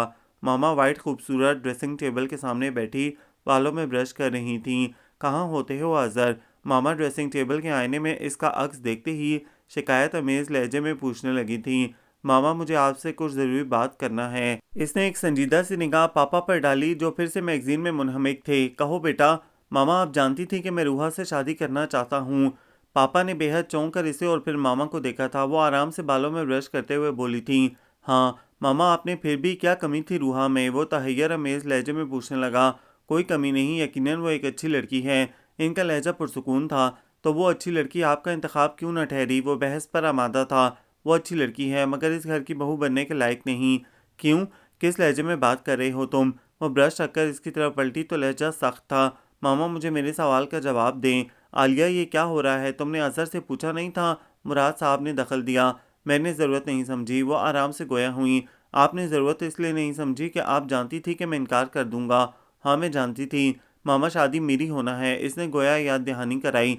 शादी दो अफराद नहीं, दो ख़ानदानों का मेल होती है। और रूहा की फैमिली? क्या हुआ रूहा की फैमिली को?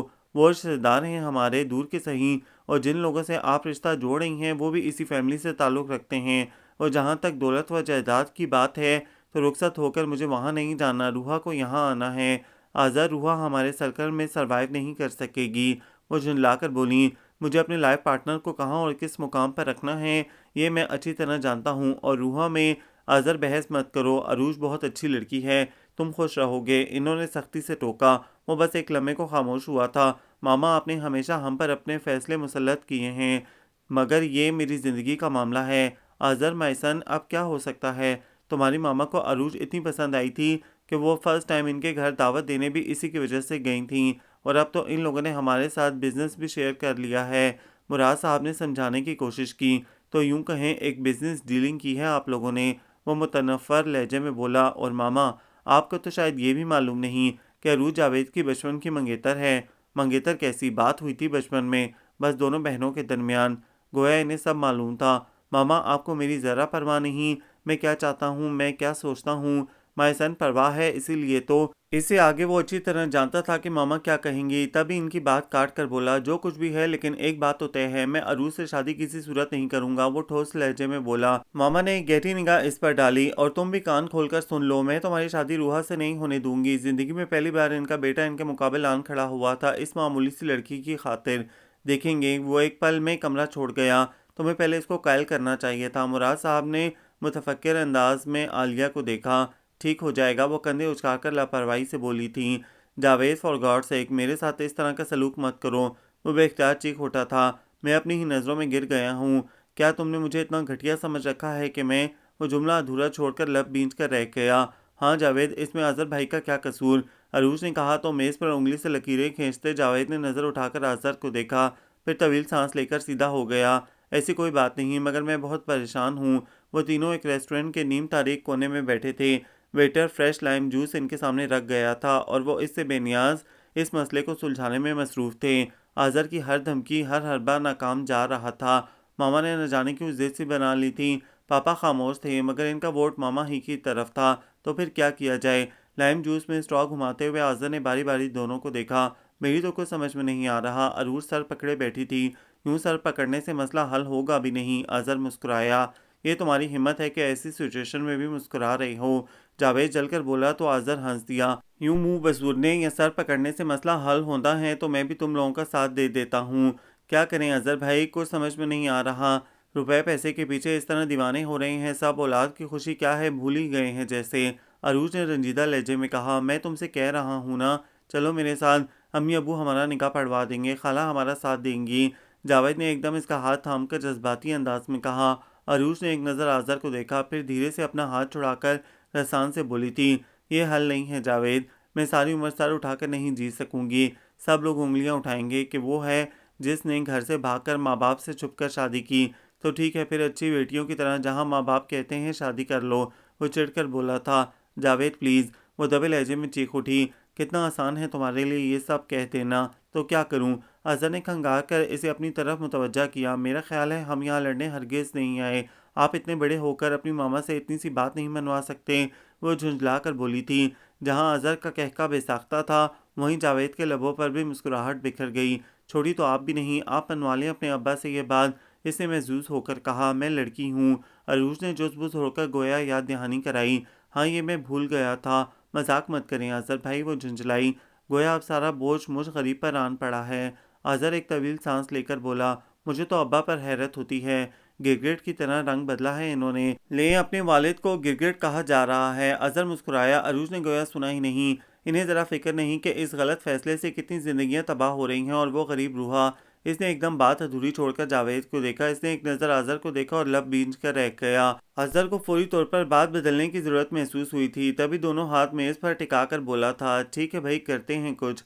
अब मुझे ही कुछ करना पड़ेगा, तुम लोग फिक्र ना करो, सब ठीक हो जाएगा। अल्लाह करे, आसार तो दिखाई नहीं दे रहे। अरूज ने थके थके लहजे में कहा। उम्मीद अच्छी रखो। अजहर ने गोया तसल्ली दी थी। जावेद ने एक नज़र अजहर को देखा, फिर इसके हाथ पर अपना हाथ रखकर मुल्तजी लहजे में बोला, प्लीज़ अजहर कुछ करो। मैं अरूज के अलावा किसी और लड़की का तस्वर भी नहीं कर सकता। और मैं रूहा के बगैर। दिल ने चुपके से सरगोशी की थी। इसने धीरे से इसका हाथ दबाया। डोंट वरी, सब ठीक हो जाएगा। अम्मी देख रही थीं, वो चुप चुप है मगर अपनी ही फिक्रों में गुम थीं। ऊपर से भाभी की खिलखिलाहटें अपने अरूज पर थीं। इन्होंने हकीकतन जावेद की मंगनी टूटने को बहुत एंजॉय किया था। जुनैद भाई का फ़ोन आया तो अम्मी ने सख्त चिढ़कर इनसे कहा था, अपनी बीवी को आकर ले जाओ। जावेद सारा दिन घर से बाहर गुजारता था, न जाने कहाँ रहता था, क्या करता था। वो होलती रहती और सारा दिन मुंह सर लपेटे न जाने क्या सोचती। कितना अरमान था अरूज को बहू बनाकर इस घर में ले आने का, मगर अजीब बेजार और उकताहट अमेज मौसम था। हर कोई लड़ झगड़ कर अपना गुस्सा निकाल लेता और वो थी रूहा, चुप और गुमसुम। किसी से कहे भी तो क्या। अभी तो नोखेज कोमल जज्बों में हल्की सी हलचल ही मची थी कि गर्म राख की बारिश हो गई। सब कुछ जल गया, बस धुआं उठता था और वो बड़ी अफसुर्दगी से सोचती, ऐसा क्यों हुआ। कितना संभाल संभाल कर रखा था खुद को, फिर ये नकब क्यों लग गई। अरूज ने इसे बताया था अजहर का कोई कसूर नहीं, सब अब्बा। और वो सोचती, कमज़ोर लोग मोहब्बत क्यों करते हैं, जो खुद में चलने की हिम्मत नहीं रखते वो दूसरों को इस राह का मुसाफिर क्यों बना देते हैं। रूहा बेटी, एक कप चाय बना दो। अम्मी की थकी थकी आवाज़ आती थी। जी अम्मी, वो किचन में आ गई। चाय बनाकर 2 गोली डिस्प्रिन। अम्मी को देखकर वो अपनी मखसूस जगह पर आ बैठी थी। इसके सारे कागज़ इधर-उधर बिखरे थे। वो खामोशी से इन्हें देखे गई। मुसर्रत खफ़ा थी। इसने पिछले माह भी कुछ ना लिखा था। तभी फ़ोन की बेल ने इसे चौंका दिया। हेलो। वो खामोश रह गई। अब क्या कहोगे आज़र मुराद? रूहा प्लीज़ फ़ोन बंद मत करना, वो बेख्तियार बोला था। रूहा ये भी ना कह सकी। आज़र मुराद, तुमने मुझे कहीं का नहीं छोड़ा। रूहा, तुम भी मुझे कसूरवार समझ रही हो? वो इसकी खामोशी पर दुखी सा हो गया। कुछ तो कहो। मैंने तो पहले भी कुछ नहीं कहा था। वो किस बेबसी से बोली थी। मगर मैं कहूँगा वो सब जो आज तक ना कह सका। फिर वो रुका नहीं था। अपनी मोहब्बतें, चाहतें, बेकरारी सब कुछ एक-एक करके अयां करता रहा और रूहा का दिल दुहाई देता रहा। अब क्यों बताते हो आज़र मुराद? मेरा यकीन करना रूहा, ये शादी हो ही नहीं सकती। तुम्हारे सिवा कोई और, नो नेवर, मैं ये होने नहीं दूँगा। मुझी राग से नन्ही सी कोमल ने फिर सर उठाया था। इसने शांत होकर आंखें बंद कर ली थीं। मगर शायद इसकी किस्मत में यही जल्दी बुझती खुशियाँ थीं। अभी वो ढंग से खुश भी ना हो पाई थी कि आज़र और अरूज की शादी की तारीख तय हो गई। सब शशदर रह गए और ये इसके हाथ का लिखा अफसाना ना था कि वो कलम की एक जुनबिश से सब ठीक कर देती। सो अपने ही बाजुओं पे सर रखकर रो पड़ी थी। कहते हैं हादसा अचानक नहीं होता, और ठीक ही कहते हैं। इनकी जिंदगियों में दर आने वाला ये हादसा अचानक नहीं हुआ था। शुरुआत तो हो चुकी थी। तब्दीली का अमल तो बहुत पहले शुरू हो चुका था। पहले खालू के ख्यालात तब्दील हुए, फिर हालात, और अब शायद आज़म रात की नीयत भी। आज 17 दिसंबर था, अरूज और आज़र की शादी का दिन। कुछ भी तो ना हुआ। इसने सर उठाकर बिखरे बिखरे से जावेद को देखा। वो सारे घर में बुलाया बुलाया सा फिर रहा था। वो जज्बाती नौजवान था और इसका रद्द-ए-अमल शदीद तर। अब्बा गाँव चले गए थे और अम्मा कमरे में मुंह छुपाए कई बार रो चुकी थीं। और एक वो थी, खुश्क आंखों के साथ सिसक रही थी। क्यों कहा था तुमने मेरा यकीन करो? वो खुद को कोस रही थी और मैं बेवकूफ़ फिर से एतबार कर बैठी। एक काश। इसने सर उठाकर आसमान की वुसअतों को खोजा, फिर उठकर अम्मी के पास आ गई। बस करें अम्मी, इस तरह करने से क्या होगा? सब बदल तो नहीं जाएगा। हमें इस हकीकत को कबूल कर लेना चाहिए। करना ही होगा। वो इनसे ज़्यादा खुद को समझा रही थी। कैसे कर लूँ? तुम्हें पता है ना, मैंने अरूज को हमेशा तुम्हारे जितना प्यार किया है। जब वो पैदा हुई तो इसे पहला प्यार मैंने किया था। और जावेद ने इसका मुन्ना सा हाथ थाम कर कहा था, अम्मी ये गुड़िया मैं ले लूँ? और मैंने आपा से कहा, मेरे बेटे ने इसको खुद मांगा है। ये तो अब हमारी हुई। और तब तुम्हारे खालू ने खुद वो नन्ही परी मेरी गोद में देखकर कहा था, लो आमना, ये तुम्हारी बेटी हुई। मैं तो अभी से इसके बोझ से आज़ाद हो गया। और मेरे मुंह से बेख्तियार निकला था, बोझ होगी तो आपके लिए, मेरी तो आंख का तारा है। और अभी 1.25 महीना भी ना नहाया था कि मैंने इसके हाथ में जावेद के नाम के कंगन पहना दिए थे। रूहा, इस परी को तो मेरे घर में दुल्हन बनकर आना था। वो किसी और के आंगन में कैसे उतरेगी? अम्मी फूट फूट कर रो दी थी। वो इन्हें साथ लगाए खुद भी सिसक उठी। अम्मी, आप इसके लिए दुआ करें। अरूज का क्या कसूर? आप इसके लिए दुआ करें कि इसका रास्ता आसान हो जाए, वह जावेद को भुला दे। और अम्मी का दामन इस नन्ही परी के लिए फैल गया जिसे बड़े होकर इनके आंगन में उतरना था, मगर वो भूल कर किसी और देश जा निकली थी। एक कातिबे तकदीर, जिन्हें मिलना नहीं होता, क्यों इनकी मोहब्बत दिलों में बसा देते हो? एक शिकवा सा लबों पर मचल गया था। वो घबरा कर बाहर निकल आई। जावेद बाहर जा रहा था। कहाँ जा रहे हो जावेद? इसने घबरा कर पुकार लिया। कहाँ जाना है मैंने? वो पलट आया और सुख चैन के पत्ते तोड़ तोड़ कर नीचे फेंकने लगा। वो खामोशी से चारपाई पर बैठी गिरते पत्तों को देखती रही। बहुत देर बाद वो बड़बड़ाया था, इसने मुझे बहुत बड़ा धोखा दिया है। इसे आदत है। आखिर तक कहता रहा, सब ठीक हो जाएगा। हाँ, आखिर तक यकीन का सिरा हाथों में थमाता रहा। झूठा, मक्कार, फरेबी, बदनीयत, मेरे मासूम जज्बों का कातिल। रूहा, मेरी समझ में नहीं आ रहा मैं इसे कत्ल कर दूं, अरूज का गला घोंट दूं या खुद किसी नहर में छलांग लगा दूं। बैठ जाओ जावेद, इसने मध्यम लहजे में कहा। वो चारपाई पर ढह सा गया। फोन की बेल हो रही थी। रूहा ने उठना चाहा। जावेद ने इसका हाथ पकड़कर रोका। छोड़ो, दफा करो। वो खामोश होकर बैठ गई। खून कुछ देर चीखने के बाद खामोश हो गया। अगर वो इतना यकीन न दिलाता तो शायद मैं और अरूज कुछ कर ही लेते। हाँ शायद। अब पछतावों का मरहला था। खून फिर चीख उठा। मैं आखिर तक मुंतज़िर रहा। शायद इसके जहन में कुछ है, मगर इसने तो पीठ में छुरा घोंपा। वो चुत लेटा, दोनों हाथ सीने पर बांधे आसमान को तक रहा था। अम्मी ने आकर फ़ोन उठाया। दूसरी तरफ खाला थीं, जार जार रोती हुई। क्या हुआ पा, खैरियत तो है? अम्मी ने घबरा कर पूछा। वो दोनों भी मुतवज्जा हो गए। खैरियत कहाँ आमना, हम बर्बाद हो गए। मेरी बच्ची बर्बाद हो गई। खुदा खैर करे, क्या हो गया? कहीं अरूज ने कुछ कर तो नहीं लिया? पहला ख्याल यही आया था। आमना, मेरी बेटी की बारात नहीं आ रही। वो तड़प तड़प कर रो रही थी। क्यों नहीं आ रही बारात? क्या हो गया? अम्मी ने दिल पर हाथ रखकर पूछा। रूहा और जावेद ने एक दूसरे को देखा, फिर लपक कर करीब आए। आमना अजहर कहीं चला गया है। इसकी माँ ज़बरदस्ती शादी करवा रही थी।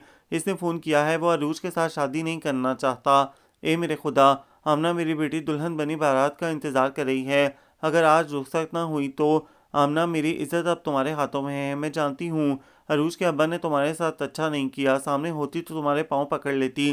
खुदा न करे आपा, इन्होंने तड़प कर पुकारा। अरूज आज ही रुखसत होगी। मैंने पहले ही कहा था वो मेरे गुलशन की तितली है, किसी और जगह कैसे जाएगी। मैं आ रही हूँ आपा। इन्होंने रिसीवर पटखा, फिर जावेद की तरफ पलटी।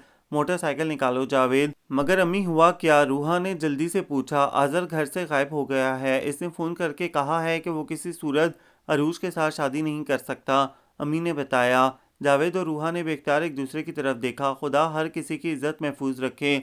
मगर जो हुआ जैसा हुआ हमारे हक में तो अच्छा ही हुआ, अम्मी ने कहा। फिर झुंझला कर बोली, अब तुम खड़े मेरा मुंह क्या देख रहे हो? मोटरसाइकिल निकालो, बातों का वक्त नहीं है। वो रूहा की तरफ पलटी।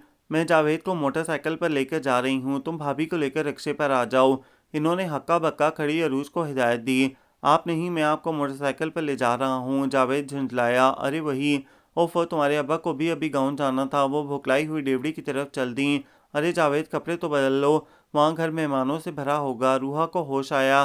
कैसे गंदे मलगजे कपड़े थे। जावेद ने पलटना चाहा। वक्त नहीं है। अम्मी ने बाजू से खींच लिया। रूहा सरपट भाभी के कमरे में भागी। भाभी जल्दी चादर ओढ़ें। खुद इसने भी खींच कर भाभी की ही चादर ओढ़ी थी। क्या हो गया? वो भुखलाकर खड़ी हुई। जावेद का निकाह है। क्या? किसके साथ? अरूज के साथ। इसने चादर भाभी के कंधे पर रखी। सैंडल इसके सामने रखे थे। खालू ने घर बहुत खूबसूरती से सजाया था। बेतहाशा लाइटनिंग, बेशुमार मेहमान, गरीब रिश्तेदारों के अलावा हर तरफ चहमगोइयाँ हो रही थीं। मेहमान वापसी के लिए पर तोल रहे थे। खालू कमरे में बंद। आमना, ये क्या हो गया मेरे साथ? मेरी बेटी। खाला इनसे लिपट कर रो दी। तुम्हारी बहन मर तो नहीं गई? ये कल भी तुम्हारा बेटा था, आज भी है। इन्होंने जावेद को आगे किया, जो खुद को इस गंदे हुलिये में खासा चुगत महसूस कर रहा था। ये सब तुम्हारे भाई की वजह से हुआ। इनकी आंखों पर पट्टी बंदी थी। ये वक्त इन बातों का नहीं है आपा। मेहमान वापस जा रहे हैं, निकाह इनके सामने होना चाहिए। अम्मी ने कहा तो वो आंसू साफ करके खड़ी हो गईं। भाई साहब कहाँ हैं? अम्मी ने पूछा। अपने कमरे में बंद हैं। खाला मुस्कुरा रही थी। अम्मी ने जाकर दस्तक दी। भाई साहब बाहर निकले।